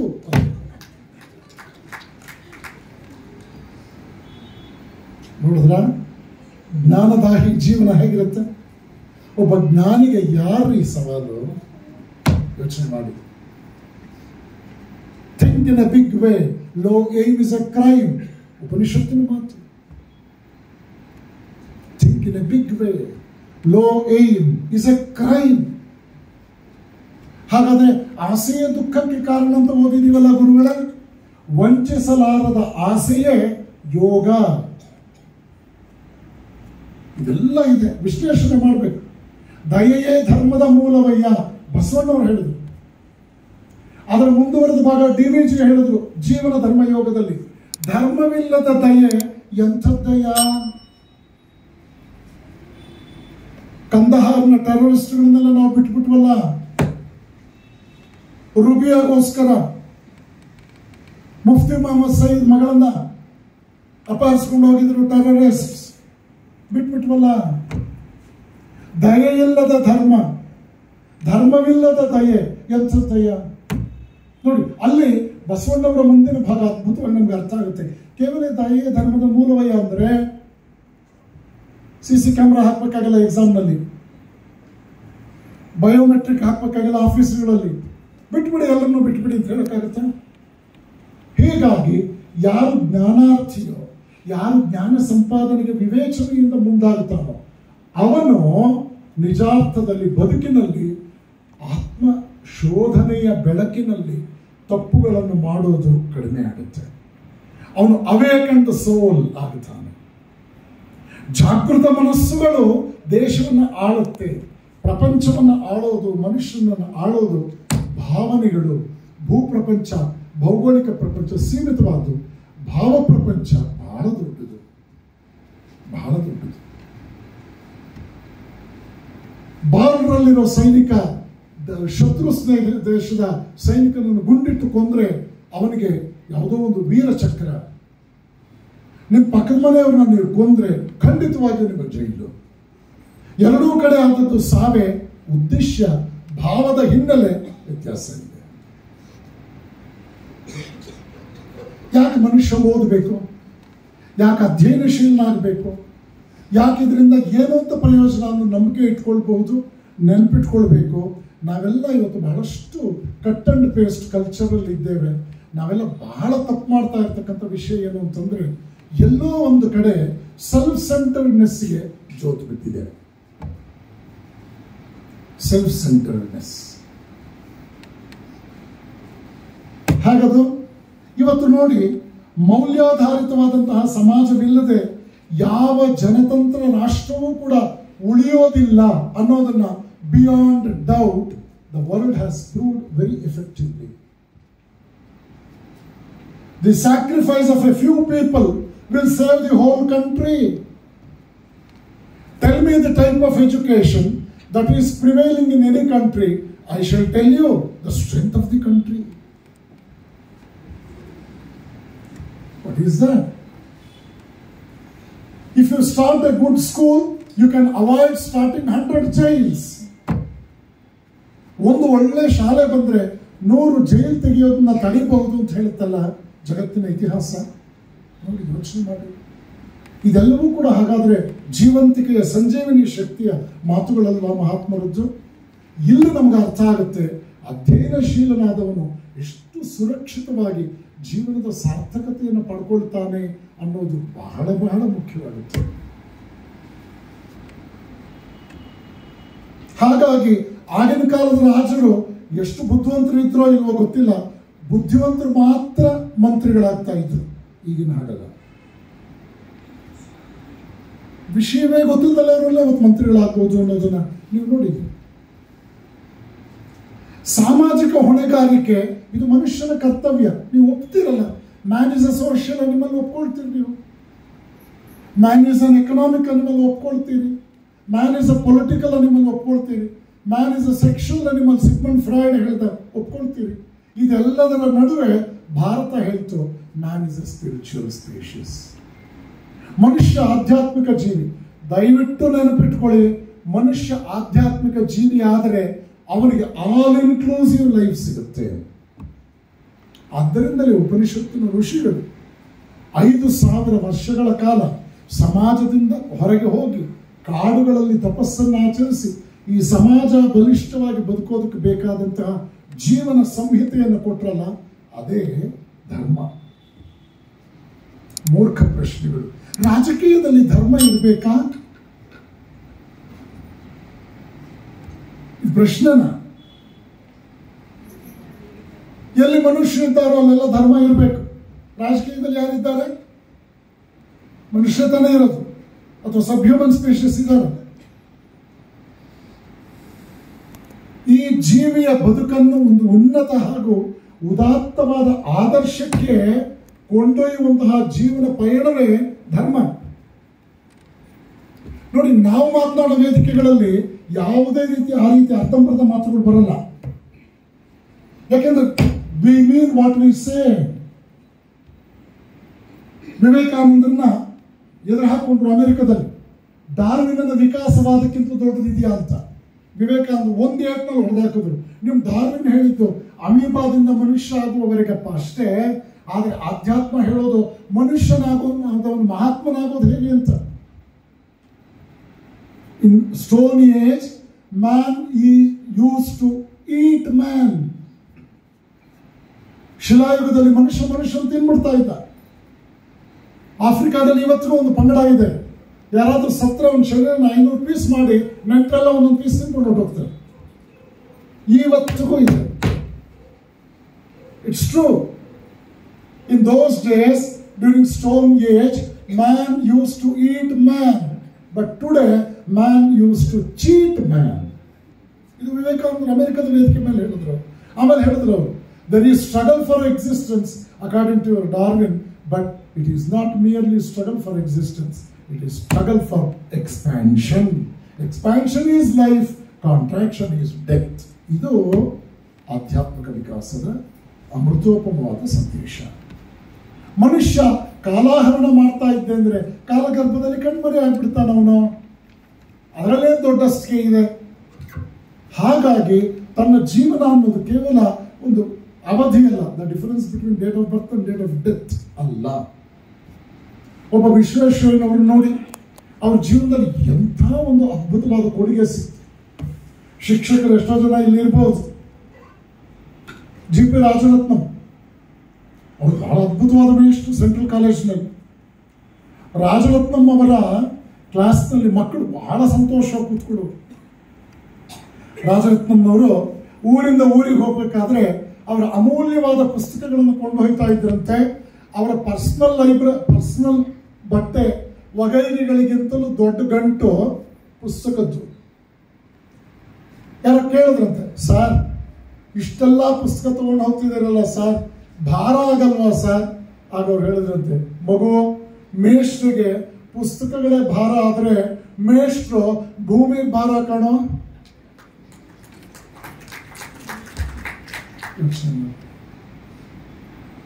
Valuation ಮಾಡ್ತಾ ಇದ್ರು. ಒಬ್ಬ ಹುಡುಗ ಸುಲಿದ ಬಾಳೆಹಣ್ಣಿನಂತೆ ಅನ್ನೋದಕ್ಕೆ ತುಳಿದ ಬಾಳೆಹಣ್ಣಿನಂತೆ ಅಂತ ಬರೆದಿಟ್ಟಿದ್ರು. ಆಸನದಲ್ಲಿ ಕುಳಿತರು ಅನ್ನೋ ಕಡೆ ಹಾಸನದಲ್ಲಿ ಕುಳಿತರು ಅಂತ ಬರೆದಿಟ್ಟಿದ್ದಾರೆ. ಸರ್, ಆ ಮೊದಲನೇ ಅಕ್ಷರ ಸರ್ ಮಾತ್ರ ಮಿಸ್ಟೇಕ್ ಆಗಿರೋದು. 50% ಆದ್ರೂ ಮಾರ್ಕ್ಸ್ ಕೊಡಿ ಸರ್ ಅಂತ ವಾದ. ಈಗ ಸರ್ಕಾರ ಹೇಳ್ತಲ್ಲ, ನಿಮಗೆ ಇಷ್ಟ ಇದೆಯೋ ಇಲ್ವೋ, ಮಕ್ಕಳನ್ನ ಮುಂದಕ್ಕೆ ತಳ್ಳೋದಕ್ಕೆ ಟೀಚರ್ಸ್ಗೆ ತುಂಬಾ ಫ್ರೀಡಮ್ ಇದೆ. ಒಬ್ರು ಬಹಳ ಮರ್ಯಾದಸ್ಥ ಶಿಕ್ಷಕರು ತುಮಕೂರಿನಲ್ಲಿ ಹೇಳ್ತಾ ಇದ್ರು, ಏನ್ರೋ ನಮಗೆ ದೊಡ್ಡ ಸವಾಲಾಗಿದ್ದೀರಲ್ರೋ ಮಕ್ಕಳೇ, ಯಾವುದೇ ಕಾರಣಕ್ಕೂ ನಿಮ್ಮನ್ನು ಫೇಲ್ ಮಾಡಲಾರದಂತಹ ಅಸಹಾಯಕತೆಯಲ್ಲಿ ನಮ್ಮನ್ನು ನಿಲ್ಲಿಸಿದ್ದೀರಲ್ರು. ಅರ್ಥ ಮಾಡ್ಕೊಳ್ಳಿ, ಈ ಶಬ್ದಗಳನ್ನು ಚೆನ್ನಾಗಿ ಹೇಳಿದ್ದಾರೆ. ಅಂದ್ರೆ ನಿಮಗೆ ಜ್ಞಾನ ಬೇಕಾ? ನೀವು ಬಹಳ ದೊಡ್ಡ ಬದುಕಿನ ವ್ಯಾಪ್ತತೆಯನ್ನ ಒಂದು ಕನ್ಸ್ಯೂಮ್ ಮಾಡ್ಕೋಬೇಕು ಮೈಂಡಲ್ಲಿ. ಪರೀಕ್ಷೆ ಪಾಸ್ ಮಾಡಬೇಕಾ? Answer 6 questions out of 10. ಪಾಠ ಮಾಡೋ ಮೇಷ್ಟ್ರಿಗಿಂತ ಕಾಪಿ ಹೊಡಿಸೋ ಮೇಷ್ಟ್ರುಗಳು ನಮ್ಮಲ್ಲಿ ಉದಾರವಾಗಿರೋದ್ರಿಂದ ಏನು ಭಯಪಡ್ಬೇಕಂತಿಲ್ಲ. ಮರ್ಯಾದಸ್ಥರು ಮಹಾತ್ಮರು ಮೇಷ್ಟ್ರುಗಳಿದ್ದಾರೆ, ಅವ್ರು ಯಾವತ್ತೂ ಕೈ ಮುಗಿಯೋಣ. ಆದರೆ the greatest enemy of A good teacher in an institution is the bad teacher of the same institution. He need not search for any enemies outside this school. ಆಗಲೇ ಹೇಳಿದೆ, the real strength of any nation is neither atomic bombs nor nuclear weapons or any other ammunitions. Rather, the real strength of any nation is the education system. ಇವತ್ತಿನ ಈ ಕಾರ್ಯಕ್ರಮ ಒಂದು ಅರ್ಥದಲ್ಲಿ it is societal welfare education program. ಪುಸ್ತಕ ಯಾಕೆ ಓದಬೇಕು? ಪುಸ್ತಕ ಇವತ್ತು ಸಮಾಜದಲ್ಲಿ ಪುಸ್ತಕ ಓದುವಂಥ ಮನೋಸ್ಥಿತಿ ಇಲ್ಲವೇ ಇಲ್ಲ ಅಂತ ನಾನು ಹೇಳಲ್ಲ. ಆದರೆ ಪುಸ್ತಕ ಓದುವಂತಹ ಜೇನು ನೊಣಗಳಿಗೆ ಕೊರತೆ ಇಲ್ಲ. ಈ ಪುಸ್ತಕಗಳ ಬಗ್ಗೆ ಕೂಡ ಮಹಾತ್ಮರು 10 ರೀತಿಯ ಮಾತುಗಳನ್ನು ನಮ್ಮ ಮುಂದೆ ಇಟ್ಟು, ಏನದು? ಪುಸ್ತಕಗಳು ನಮಗೆ ನೈಜವಾದ ನಿಖರವಾದ ಮಾಹಿತಿಯನ್ನು ಕೊಡುವಲ್ಲಿ ಬಹಳಷ್ಟು ಸಹಾಯಕವಾಗುತ್ತದೆ. ಒಳ್ಳೆ ಪುಸ್ತಕಗಳು ಓದಬೇಕು. ಇವತ್ತು ಕೂಡ ಒಂದು ಸೆನ್ಸಸ್ ಹೇಳುತ್ತೆ, ಅಶ್ಲೀಲ ಸಾಹಿತ್ಯಕ್ಕಿಂತಲೂ 100 ಪಟ್ಟು ಉತ್ತಮ ಸಾಹಿತ್ಯಗಳು ಜನರ ಹೃದಯವನ್ನು ಮುಟ್ಟಿವೆ. ಅಶ್ಲೀಲ ಸಾಹಿತ್ಯಗಳು, ವಿಕೃತಗೊಳಿಸುವ ಸಾಹಿತ್ಯಗಳು, ಮನಸ್ಸಿನಲ್ಲಿ ಕಾಯಿಲೆ ಮಲಗಿದಂತಹ ರೀತಿಯ ಚಿಂತನೆಗಳು, ರೋಗಗ್ರಸ್ತ ಮನಸ್ಸುಗಳು ಉಂಟ್ಲೇ ಇದೆ. ನೀವು ನೋಡ್ಬೇಕು, ನೀವು ಅಲ್ಲಿ ಅನಾಲಿಸಿಸ್ ಎಷ್ಟು ಜೋರಾಗಿ ಕೊಡ್ತಾರ ಅವರು ಅಂತಂದ್ರೆ ಕೇಳಿದವನು ಇದೇನಿದು, ಹಾಗಾದ್ರೆ ನಾವು ಓದಿದ ತಪ್ಪ ಅನ್ನೋ ಅರ್ಥ ತಪ್ಪುತ್ತೆ. ನೋಡ್ಬೇಕು, ನೀವು ಪೇಪರ್ ನೋಡಬೇಕು, ಸ್ವಲ್ಪ ಟಿವಿ ನೋಡಬೇಕು, ಆಗಾಗ ಒಂಚೂರು ವಾಟ್ಸಪ್ ಅಲ್ಲಿ ನೋಡ್ಬೇಕು, ಇವರು ಹುಚ್ಚು ವೈಭವ ಹೇಗಿದೆ. ವೆರ್ರಿ ವೈರಕಾಲು ಅಂತ ತೆಲುಗಲ್ಲಿ ಒಂದು ಮಾತು, ಹುಚ್ಚು ಸಾವಿರಾರು ರೀತಿ ಅಂತ ಅರ್ಥ. ಪುಸ್ತಕ ಮಾಹಿತಿ ಕೊಡಬಹುದು, ನಿಖರತೆ ಕೊಡಬಹುದು. ನಮ್ಮ ಆಲೋಚನೆಯ ಪಯಣದಲ್ಲಿ ಪುಸ್ತಕ ಒಂದು ಪಾಸಿಟಿವ್ ಕ್ಯಾಟಲಿಸ್ಟ್ ಆಗುತ್ತೆ. ಪಾಸಿಟಿವ್ ಕ್ಯಾಟಲಿಸ್ಟ್ ಅಂದ್ರೆ ಪಾಪ ಇಲ್ಲಿ ಕೆಲವು ತಾಯಂದ್ರಿಗೆ ಅರ್ಥ ಆಗಲ್ಲ. ನೀವು ಅಡಿಗೆ ಮಾಡಬೇಕು, ನೆಂಟರು ಬರ್ತಾರೆ, ಬೇಗ ಬೇಳೆ ಬೇಯಬೇಕು ಅಂದ್ರೆ ಒಂಚೂರು ಅಡಿಗೆ ಸೋಡಾ ಹಾಕ್ತಿರಲ್ಲ, ಅದನ್ನ ಕೆಮಿಸ್ಟ್ರಿ ಲ್ಯಾಬ್ ಅಲ್ಲಿ ಪಾಸಿಟಿವ್ ಕ್ಯಾಟಲಿಸ್ಟ್, ಪ್ರಮೋಟರ್ ಅಂತ ಕರೀತಾರೆ. 3ನೇ ವಿಚಾರ, ಈ ಪುಸ್ತಕಗಳಿದೆಯಲ್ಲ, ಇದು ಜ್ಞಾನವನ್ನು ಸಂಪಾದಿಸೋದಕ್ಕಿರ್ತಕ್ಕಂಥ ಮಾಧ್ಯಮವಾದ್ದರಿಂದ ಮನುಷ್ಯನ ಕ್ರಿಯಾಶೀಲತೆಯನ್ನ ಅದು ಹೆಚ್ಚಿಸುತ್ತೆ. 4ನೇದು, ಸಮಾಜದಲ್ಲಿ ಏನು ಬದಲಾವಣೆ ಆಗಬಹುದು, ನನ್ನ ಬದುಕಿನಲ್ಲಿ ಏನು ಬದಲಾವಣೆ ಆಗಬೇಕು, ಇದನ್ನು ಸರಿಯಾಗಿ ಪರಿಚಯಿಸುವಂತಹ ಒಂದು ನಿಲುಗನ್ನಡಿ ಅಧ್ಯಯನ ಆಗುತ್ತೆ. ಒಂದು ನಿಲುಗನ್ನಡಿ ಆಗೋದು ನಮ್ಮ ಮುಂದೆ ಇರುತ್ತೆ.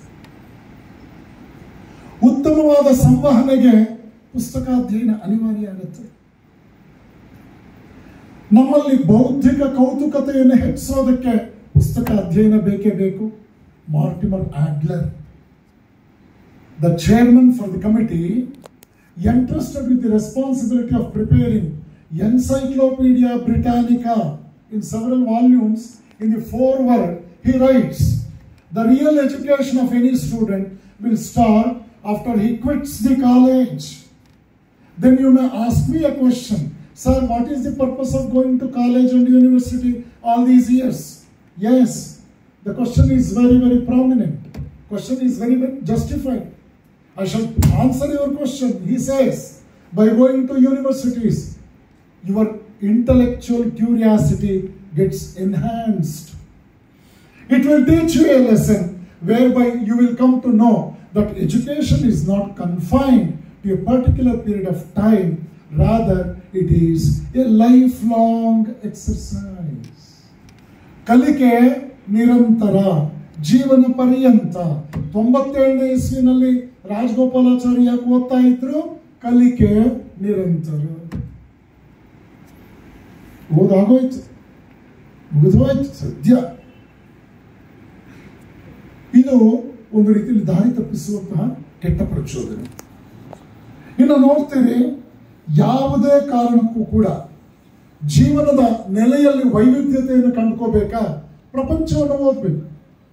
ಅತ್ಯಂತ ಕಡಿಮೆ ಖರ್ಚಿನಲ್ಲಿ ಭಾವನಾತ್ಮಕವಾಗಿ ವಿಶ್ವವನ್ನು ಪರಿಚಯಿಸುವಂತಹ ಅಮೂಲ್ಯ ಪುಸ್ತಕ, ಅಮೂಲ್ಯ ಮಾಧ್ಯಮ ಪುಸ್ತಕ. ಅದಕ್ಕೆ ದೇಶ ಸುತ್ತು ಕೋಶ ಓದು ಅಂತ ಹೇಳುದು. ನಮ್ಮ ಆಲೋಚನೆಗಳ ವಿಧಾನದಲ್ಲಿ ಸ್ಪಷ್ಟತೆ ಬರೋದೇ ಅಧ್ಯಯನದ ಮೂಲಕ.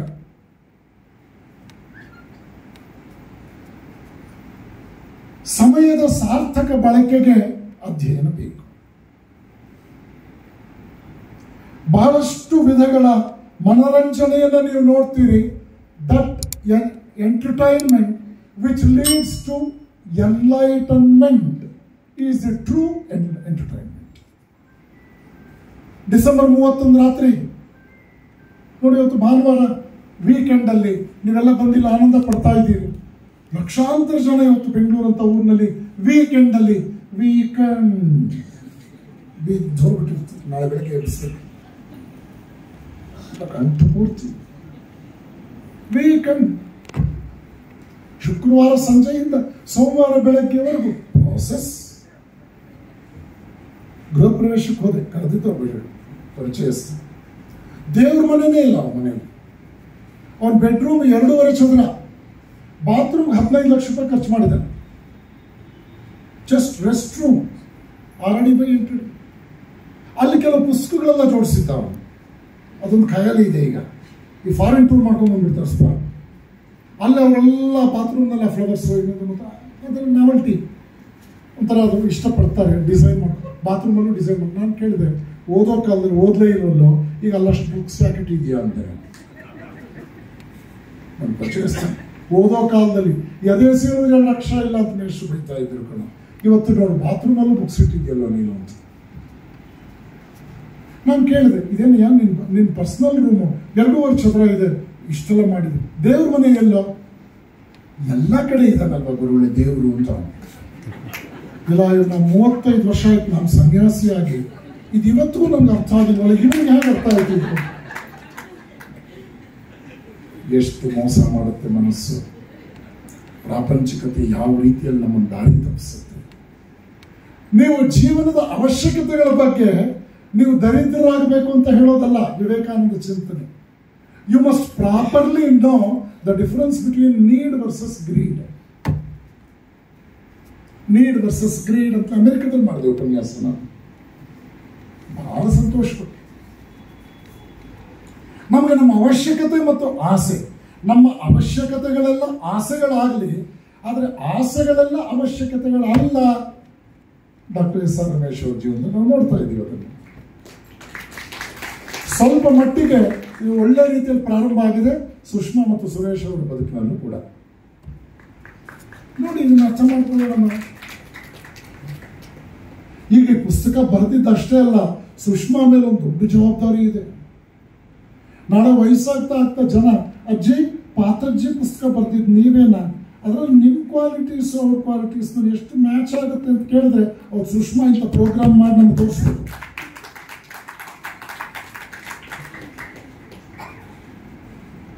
ಪುಸ್ತಕದ ಅಧ್ಯಯನ ಅದೊಂದು ಅದ್ಭುತವಾದ ವ್ರತ. ಯಾವುದೇ ಕಾರಣಕ್ಕೂ ಪುಸ್ತಕ ಹಾಸ್ಯ ಪರಿಚಯ ಮಾಡಿಕೊಳ್ಬಹುದು. ಆರೋಗ್ಯಕರವಾದ ಹಾಸ್ಯ, ಅದು ಬಹಳ ಇಂಪಾರ್ಟೆಂಟು. ಸಂಸ್ಕೃತಿಯ ಮುಂದುವರಿಕೆಗೆ ಪುಸ್ತಕ ಬೇಕಾಗತ್ತೆ. ಪುಸ್ತಕ ಅತ್ಯುತ್ತಮ ಸ್ನೇಹಿತನಾಗತ್ತೆ. ಮನೆಯಲ್ಲಿ ಪುಸ್ತಕ ಇಟ್ಕೊಳ್ಳೋದೇ ಒಂದು ಆನಂದ. ನನ್ನ ರೂಮ್ನಲ್ಲಿ ಒಂದು ಸಣ್ಣ ಲೈಬ್ರರಿ ಇಟ್ಕೊಂಡಿದ್ದೆ. ಕಳೆದ ವಾರ ನಾನು ನನ್ನ ರೂಮನ್ನು ಒಂಚೂರು ಬದಲಾವಣೆ ಮಾಡಿಕೊಂಡೆ. ಇವತ್ತು ನಾನು ಲೈಬ್ರರಿಯಲ್ಲಿ ವಾಸಿಸುತ್ತಿದ್ದೇನೆ. 4,000 ಪುಸ್ತಕ ನನ್ನ ಪರ್ಸನಲ್ ಲೈಬ್ರರಿ ಇಟ್ಕೊಂಡಿದ್ದೇನೆ. ಸುಮ್ಮನೆ ಜೋಡಿಸಿರೋದಲ್ಲ. ಯಾವುದೇ ಕಾರ್ಯಕ್ರಮಕ್ಕೆ ನಾನು ತಯಾರಿ ಇಲ್ಲದೆ ಬಂದು ಮಾತಾಡೋದಿಲ್ಲ. ಯಾವ ಮಾತುಗಳು ಕೂಡ ತಕ್ಕ ಮಟ್ಟಿಗೆ ನನ್ನ ಅನುಭವಕ್ಕೆ ಬರದೇ ಇದ್ದರೆ ನಾನು ಅದನ್ನು ಮಾತಾಡೋದಿಲ್ಲ. ಮೌನವಾಗಿರೋದು ಮರ್ಯಾದೆ ಅಂತ ಹೇಳಿದ್ನಲ್ಲ ಆಗಲೇ ನಾನು. ಚಂದ್ರಯಾನ ಆದರೆ ಬಡತ, ಎಂಥ ಮೂರ್ಖ ಪ್ರಶ್ನೆ. ಸುನಿತಾ ವಿಲಿಯಂ ಗಣಪತಿನ ಹಿಡ್ಕೊಂಡು ಹೊರಟ್ಲು, ಗೀತಾ ಅಧ್ಯಯನ ಮಾಡಿ ಹಿಡ್ಕೊಂಡು ಹೊರಟ್ಲು. ಈ ಗೀತಾ ಪುಸ್ತಕ ಸುಟ್ಟ ಮನುಷ್ಯ, ಗಣಪತಿನ ಪೂಜೆ ಮಾಡಬೇಡಿ ಅಂತ ಹೇಳೋ ಮನುಷ್ಯ, ಇವರಿಬ್ಬರು ಅಮೆರಿಕಕ್ಕೆ ಹೋಗಿ ಸುನಿತಾನ ಇಂಟರ್ವ್ಯೂ ಮಾಡಲಿ. ಈಗ ಮಾಡ್ಬೋದಲ್ವಾ? ಅಥವಾ ಇವ್ರು ಕರೆಸಿ ಇಂಡಿಯಾದಲ್ಲಿ ಒಂದು ಡಿಬೇಟ್ ಮಾಡಲಿ, ನಾವು ಇಲ್ಲಿ ಕೂತ್ಕೊಳ್ತೀವಿ ಮುಂದೆ, ವೇದಿಕೆ ಏನು ಬೇಡ, ಡಿಸ್ಕಸ್ ಮಾಡಲಿ. ಆ ಮಗು ಅಚೀವರ್ ಹೌದಾ ಅಲ್ವಾ? ಅವಳು ಯಾವ ನಂಬಿಕೆ ಇಟ್ಕೊಂಡು ಹೋಗಿದ್ಲು, ಅವಳು ಇವತ್ತು ಸಕ್ಸಸ್ ಆಗಲ್ಲ ಇಲ್ವಾ? ಮತ್ತೆ ಏನು ನನ್ನ ನಂಬಿಕೆಗಳೆಲ್ಲ ಮೂಢನಂಬಿಕೆಗಳೇನ? ನನ್ನ ನಂಬಿಕೆಗಳೆಲ್ಲ ಮೂಢನಂಬಿಕೆಗಳೇನೆ? ಹಾಗಾದ್ರೆ ನಾನು ಎಲ್ಲಿವರೆಗೂ ಕ್ವಶನ್ ಮಾಡಬಹುದು? ಇದೆಲ್ಲವೂ ಕೂಡ ಮನುಷ್ಯನ ಬದುಕಿನಲ್ಲಿ ಒಂದು ಜರ್ನಿಂಗ್ ಪ್ರೋಸೆಸ್ ಆಗಬೇಕು. ಇಲ್ಲಿ ಇದರ ಅರ್ಥ ಆಗೋದಿಲ್ಲ. ಆ ನಿಟ್ಟಿನಲ್ಲಿ ಪುಸ್ತಕದ ಅಧ್ಯಯನ, books can change our lives. Mohandas Karamchandra Gandhi ಅವರಲ್ಲಿ ಜಾನ್ ರಸ್ಕಿನ್ ಬರೆದಂಥ ಪುಸ್ತಕ ಅನ್ ಟು ದಿ ಲಾಸ್ಟ್ ಜೀವನವನ್ನೇ ಬದಲಾಯಿಸಿತು. ವಿವೇಕಾನಂದರ ಬದುಕಿನಲ್ಲಿ ಹ್ಯಾಮಿಲ್ಟನ್, ಉಪನಿಷತ್ಸ್, ಅಷ್ಟಾವಕ್ರ ಸಂಹಿತೆ, ವಿವೇಕ ಚೂಡಾಮಣಿ, ಈ ಪುಸ್ತಕಗಳು ವಿವೇಕಾನಂದರ ಜೀವನವನ್ನೇ ಬದಲಾಯಿಸಿತು. ಅವರು 21 ವರ್ಷದ ಯುವಕನಾಗಿ ಯೂನಿವರ್ಸಿಟಿಯಿಂದ ಆಚೆ ಬರಬೇಕಾದ್ರೆ ಅವರ ಪ್ರೊಫೆಸರ್ ಹೇಳ್ತಾರೆ, I have worked in so many universities including German university, but I have not come across a personage of Narendranath stature. He is bound to leave a mark in his life. ಅದಾದ 10 ವರ್ಷಕ್ಕೆ ಅಮೆರಿಕದ ವೇದಿಕೆ ಮೇಲೆ ಅವನು ಕಂಡಂತ professor John Henry Wright ಹೇಳ್ತಾನೆ, here is a man from India who is more learned than all our American professors put together. ಅಧ್ಯಯನ, ಕಲಿಯಲು ಆಸಕ್ತಿ ಉಳ್ಳವರೇ ಕಲಿಸಲು ಯೋಗ್ಯರು. ಪಾತಜ್ಜಿಗೆ ಜೀವನದ ಪಾಠ ಗೊತ್ತಿದ್ರಿಂದಲೇ ಪಾತಜ್ಜಿ ಮಾತುಗಳಿಗೆ ಶಕ್ತಿ ಬರುತ್ತೆ. ಪಾತಜ್ಜಿ ಇವತ್ತು ನಮ್ಮ ಮನೆಯಲ್ಲಿ ಇರ್ತಕ್ಕಂಥ ಎನ್ಸೈಕ್ಲೋಪೀಡಿಯಾ. ಅಜ್ಜಿ ಇರೋ ಮನೆಯಲ್ಲಿ ಮೊಮ್ಮಕ್ಕಳು ಆರೋಗ್ಯವಾಗಿದ್ದಾರೆ, ಅಜ್ಜಿ ಇಲ್ದಲೇ ಇರೋ ಮನೆಯಲ್ಲಿ ಮಕ್ಕಳದ್ದು ಮೆಡಿಕಲ್ ಬಿಲ್ ಜಾಸ್ತಿ ಬರ್ತಾ ಇದೆ. ನೋಡಿ, ಯೋಚನೆ ಮಾಡಿ. ಇದು ಒಂದು ಸೆಂಟಿಮೆಂಟಲ್ ರಿಲೇಶನ್ಶಿಪ್. ಸಾಮಾಜಿಕವಾಗಿ ನಾವು ಬದುಕಬೇಕಾದ್ರೆ ಒಂದು ನಾಯಿ ಮುಂದೆ ನೀವು ಚಿಟಿಕೆ ಆಡಿಸಿದ್ರೆ ಅದು ಪ್ರೀತಿಯಿಂದ ರೆಸ್ಪಾಂಡ್ ಮಾಡುತ್ತಲ್ಲ, ಅದಕ್ಕೂ ಪ್ರೀತಿಯ ಭಾಷೆ ಅರ್ಥ ಆಗುತ್ತಲ್ಲ. ಮನುಷ್ಯನ ಬದುಕು ನಿಲ್ಲೋದೇ ಭಾವನೆಗಳ ಮೇಲೆ. ಮನುಷ್ಯ ನಿಜವಾಗಿಯೂ ಆನಂದ ಕಂಡುಕೊಳ್ಳೋದೇ ಭಾವನೆಗಳ ಮೇಲೆ. ಇದೆಲ್ಲ ಅದ್ಭುತವಾದ ವಿಷಯಗಳು. ಸ್ವಿಟ್ಜರ್ಲ್ಯಾಂಡ್ನಲ್ಲಿ ಟಿಟ್ಲಿಸ್ ಮೌಂಟೇನ್ ಅಂತ ಹೋದೆ ನಾನು. ಸ್ವಲ್ಪ ಐಸಲ್ಲೆಲ್ಲ ಆಟ ಆಡಿ ಬಂದು ಕೂತ್ಕೊಂಡೆ. ಅವರು ಜಾಪನೀಸ್ ಒಬ್ಳು ರೆಸ್ಟೋರೆಂಟ್ ನಡೆಸ್ತಾರೆ, 3-3 ಅಡಿ ಇರೋರು. ಒಳ್ಳೆ ಕಾಫಿ ಮಾಡಿಕೊಟ್ರು. ಆಮೇಲೆ ಸ್ವಲ್ಪ ಕಾಫಿ ಪ್ರಿಯರು. ನಮ್ಮಮ್ಮ ಕಾಫಿ ತುಂಬ ಚೆನ್ನಾಗಿ ಮಾಡ್ತಾ ಇದ್ದಿದ್ದರಿಂದ ಪೂರ್ವಾಶ್ರಮದಲ್ಲಿ ಎಲ್ಲವನ್ನೂ ಬಿಟ್ವಿ. ಕಾಫಿ ಒಂದು ನಮ್ಮ ಜೊತೆ ಬಂದ್ಬಿಡ್ತು. ಏನು ಮಾಡೋಕ್ಕಾಗಲ್ಲ, ಓಪನಾಗಿ ಹೇಳ್ಬಿಟ್ಟಿದ್ವಿ. ಒಳ್ಳೆ ಕಾಫಿ ಮಾಡಿಕೊಟ್ಲು ಆಕೆಗೆ ಒಂದು ಆಶ್ಚರ್ಯ ಏನು ಅಂದರೆ, ಇಷ್ಟು ಎತ್ತರದ ಮನುಷ್ಯ ಇವನು ಅಂತ ನನ್ನನ್ನು. ನಾನು ಇಷ್ಟು ಉಳ್ಳಮ್ಮ ಅಂತ ಸ್ವಿಟ್ಜರ್ಲ್ಯಾಂಡ್ ಒಂದು ಕಡೆ ಹೋಗಿ ಕೂತ್ಕೊಂಡೆ. ನಾನು ಒಂದು 7-8 ಜನ ಯುವಕರು ಬಂದರು. ಎಲ್ಲ ಬಂದರು, ಆ ಕಡೆ ನೋಡ್ತಾ ಇದ್ರು. ಯು ಆರ್ ಫ್ರಮ್ ಅಂದೆ ನಾನು. We are from Asia. What are you doing? We are all software engineers.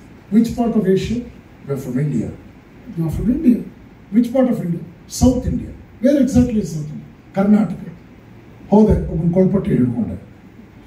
ಏಯ್, ಕರ್ನಾಟಕದವನೇನೋ, ಯಾವ ಊರು? ಹಂಗೆ ಒಂದು ಕ್ಷಣ ಗುಬ್ಬಿ ತಾಲೂಕು ಹೊನ್ನೇನಹಳ್ಳಿ ಶಾನ್ಭಾಗರ ಮೊಮ್ಮಗ ನಾನು ಅಂತ. ನಮ್ಮೂರಿನವನು, ನಮ್ಮ ಪಕ್ಕದ ತಾಲೂಕಿನವನು. ಇಲ್ಲಿ ಬಂದ ಅವ್ನು ಮೊದಲು ಹೇಳಿದವನು ಏಷ್ಯಾ ತೋರಿಸಿದವನು ನನಗೆ. From Asia. ಕಡೆ ಗುಬ್ಬಿ ತಾಲೂಕು. ಬಾಯಿ ಕೂತು, ನಿನ್ನ ಲಗೇಜ್ ಎಲ್ಲ ಇಲ್ಲಿ ಇಡು, ನಾನು ಸುಸ್ತಾಗಿದ್ದೀನಿ, ನಾನು ಸ್ವಲ್ಪ ರೆಸ್ಟ್ ಮಾಡ್ತೀನಿ, ನೋಡ್ಕೊಳ್ತೀನಿ, ನಿನ್ನ ಲಗೇಜ್ ಹೋಗಿ ಆಟ ಆಡ್ಕೊಂಡು ಬಾ ಅಂತ ಹೇಳಿ. ಒಂದು 2 hours ಆಟ ಆಡ್ಕೊಂಡು ಬಂದಿರಲಿಲ್ಲ. ಇವತ್ತು ಆ ಯುವಕ ನನ್ನ ಸಂಪರ್ಕದಲ್ಲಿದ್ದಾನೆ. ನೋಡಿ, ಎಲ್ಲಿನ ಸ್ವಿಟ್ಜರ್ಲ್ಯಾಂಡ್ನ ಟಿಟ್ಲಿಸ್ ಮೌಂಟೇನು, ಎಲ್ಲಿನ ಗುಬ್ಬಿ ತಾಲೂಕು ಹೊನ್ನೇನಹಳ್ಳಿ ಶಾನ್ಭೋಗ್ರ ಮೊಮ್ಮಗ. ಇನ್ನು ಸ್ವಲ್ಪ ಮಾತಾಡ್ಸಿದ್ರೆ ಅವನು ಇನ್ನಷ್ಟು ಡೀಟೇಲ್ಸ್ ಕೊಡೋನು. ಅಂದರೆ ನಮ್ಮದು ಅನ್ನೋ ಭಾವನೆ, ಭಾವದಂತೆ ಜೀವ, ಭಾವನೆಯಂತೆ ಜೀವನ, ಭಾವದಂತೆ ಜೀವ. ನಮ್ಮ ಭಾವನೆಗಳ ಅಭಿವ್ಯಕ್ತತೆಗೆ ನಮ್ಮ ಬರವಣಿಗೆಯೇ ಮೂಲ. ಮಾತೆ ಸರಸ್ವತಿ ಮಾತೆ. ಅಂತರಂಗದ ಸತ್ಯ ಬಹಿರಂಗಗೊಳ್ಳೋದೇ ಭಾಷೆಯ ಮೂಲಕ. ಆದ್ದರಿಂದ ಭಾಷೆಯನ್ನು ಅಮ್ಮ ಅಂತ ಕರೀಲಾಯಿತು. ಮಾತೆ, ಮಾತೃಭಾಷೆ, ಮಾತೃಭೂಮಿ ಇದು ಸ್ವರ್ಗಕ್ಕಿಂತಲೂ ದೊಡ್ಡದು. ರಾಮಾಯಣ ಕಾಲದ ಮಾತು. ಅಲ್ಲಿ ರಾಮ ಜನನೇ ಜನ್ಮಭೂಮಿಶ್ಚ ಅಂತ ಮಾತ್ರ ಹೇಳಿದ್ದಾನೆ. ಮಾತೃಭಾಷೆಯನ್ನು ನೀವು ಚೆನ್ನಾಗಿ ನೆನಪಿಟ್ಕೋಬೇಕು. ಇಷ್ಟು ಹೊತ್ತು ನಾನು ಮಾತಾಡಿದೆ, ಆದರೆ ನಿಮ್ಗೆ ಯಾರಿಗಾದರೂ ಕೂಡ ನಾನು ತೆಲುಗು ಮನುಷ್ಯ ಅಂತ ಗೊತ್ತಾಯ್ತಾ? ನಾನು ಮಾತೃಭಾಷೆ ನಂದು ತೆಲುಗು, ಕೋಲಾರ ಜಿಲ್ಲೆಯವರು ನಾನು.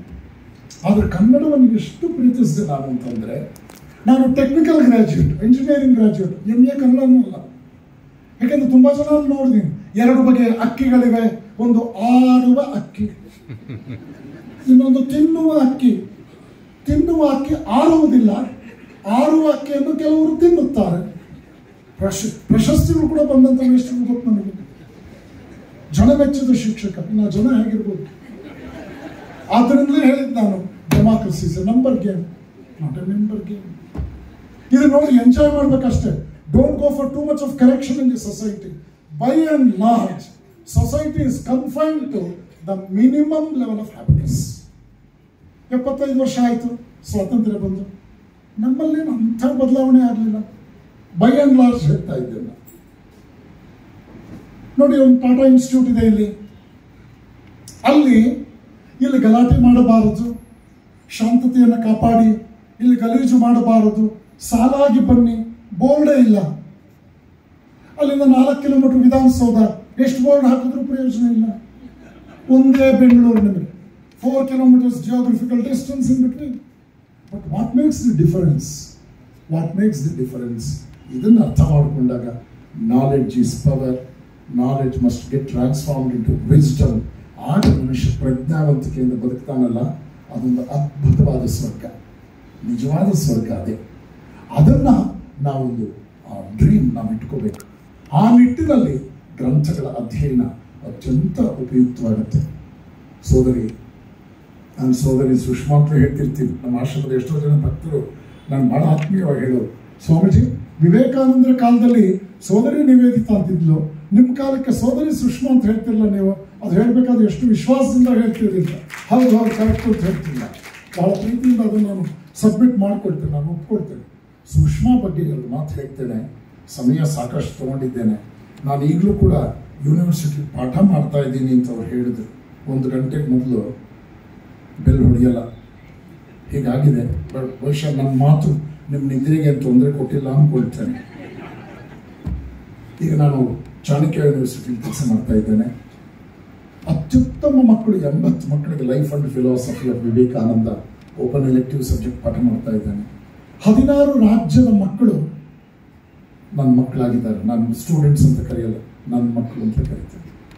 ಯೂನಿವರ್ಸಿಟಿಯಲ್ಲಿ ಏನೂ ಕೂಡ ನನ್ನ ದಾರಿಯಲ್ಲಿ ಯಾವುದೇ ಸಮಸ್ಯೆ ಇಲ್ಲ. ವೈಸ್ ಚಾನ್ಸಲರ್ ಆದಾಗ ಎಲ್ಲರೂ ಕೂಡ what Swamiji says, let us honour.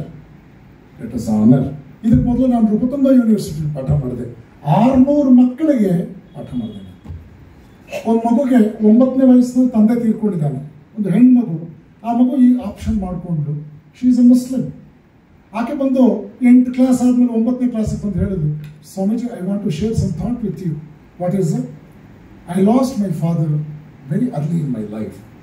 But after listening to you, after enjoying the love and affection, the concern you show towards the students, I feel now that I am not a single parent.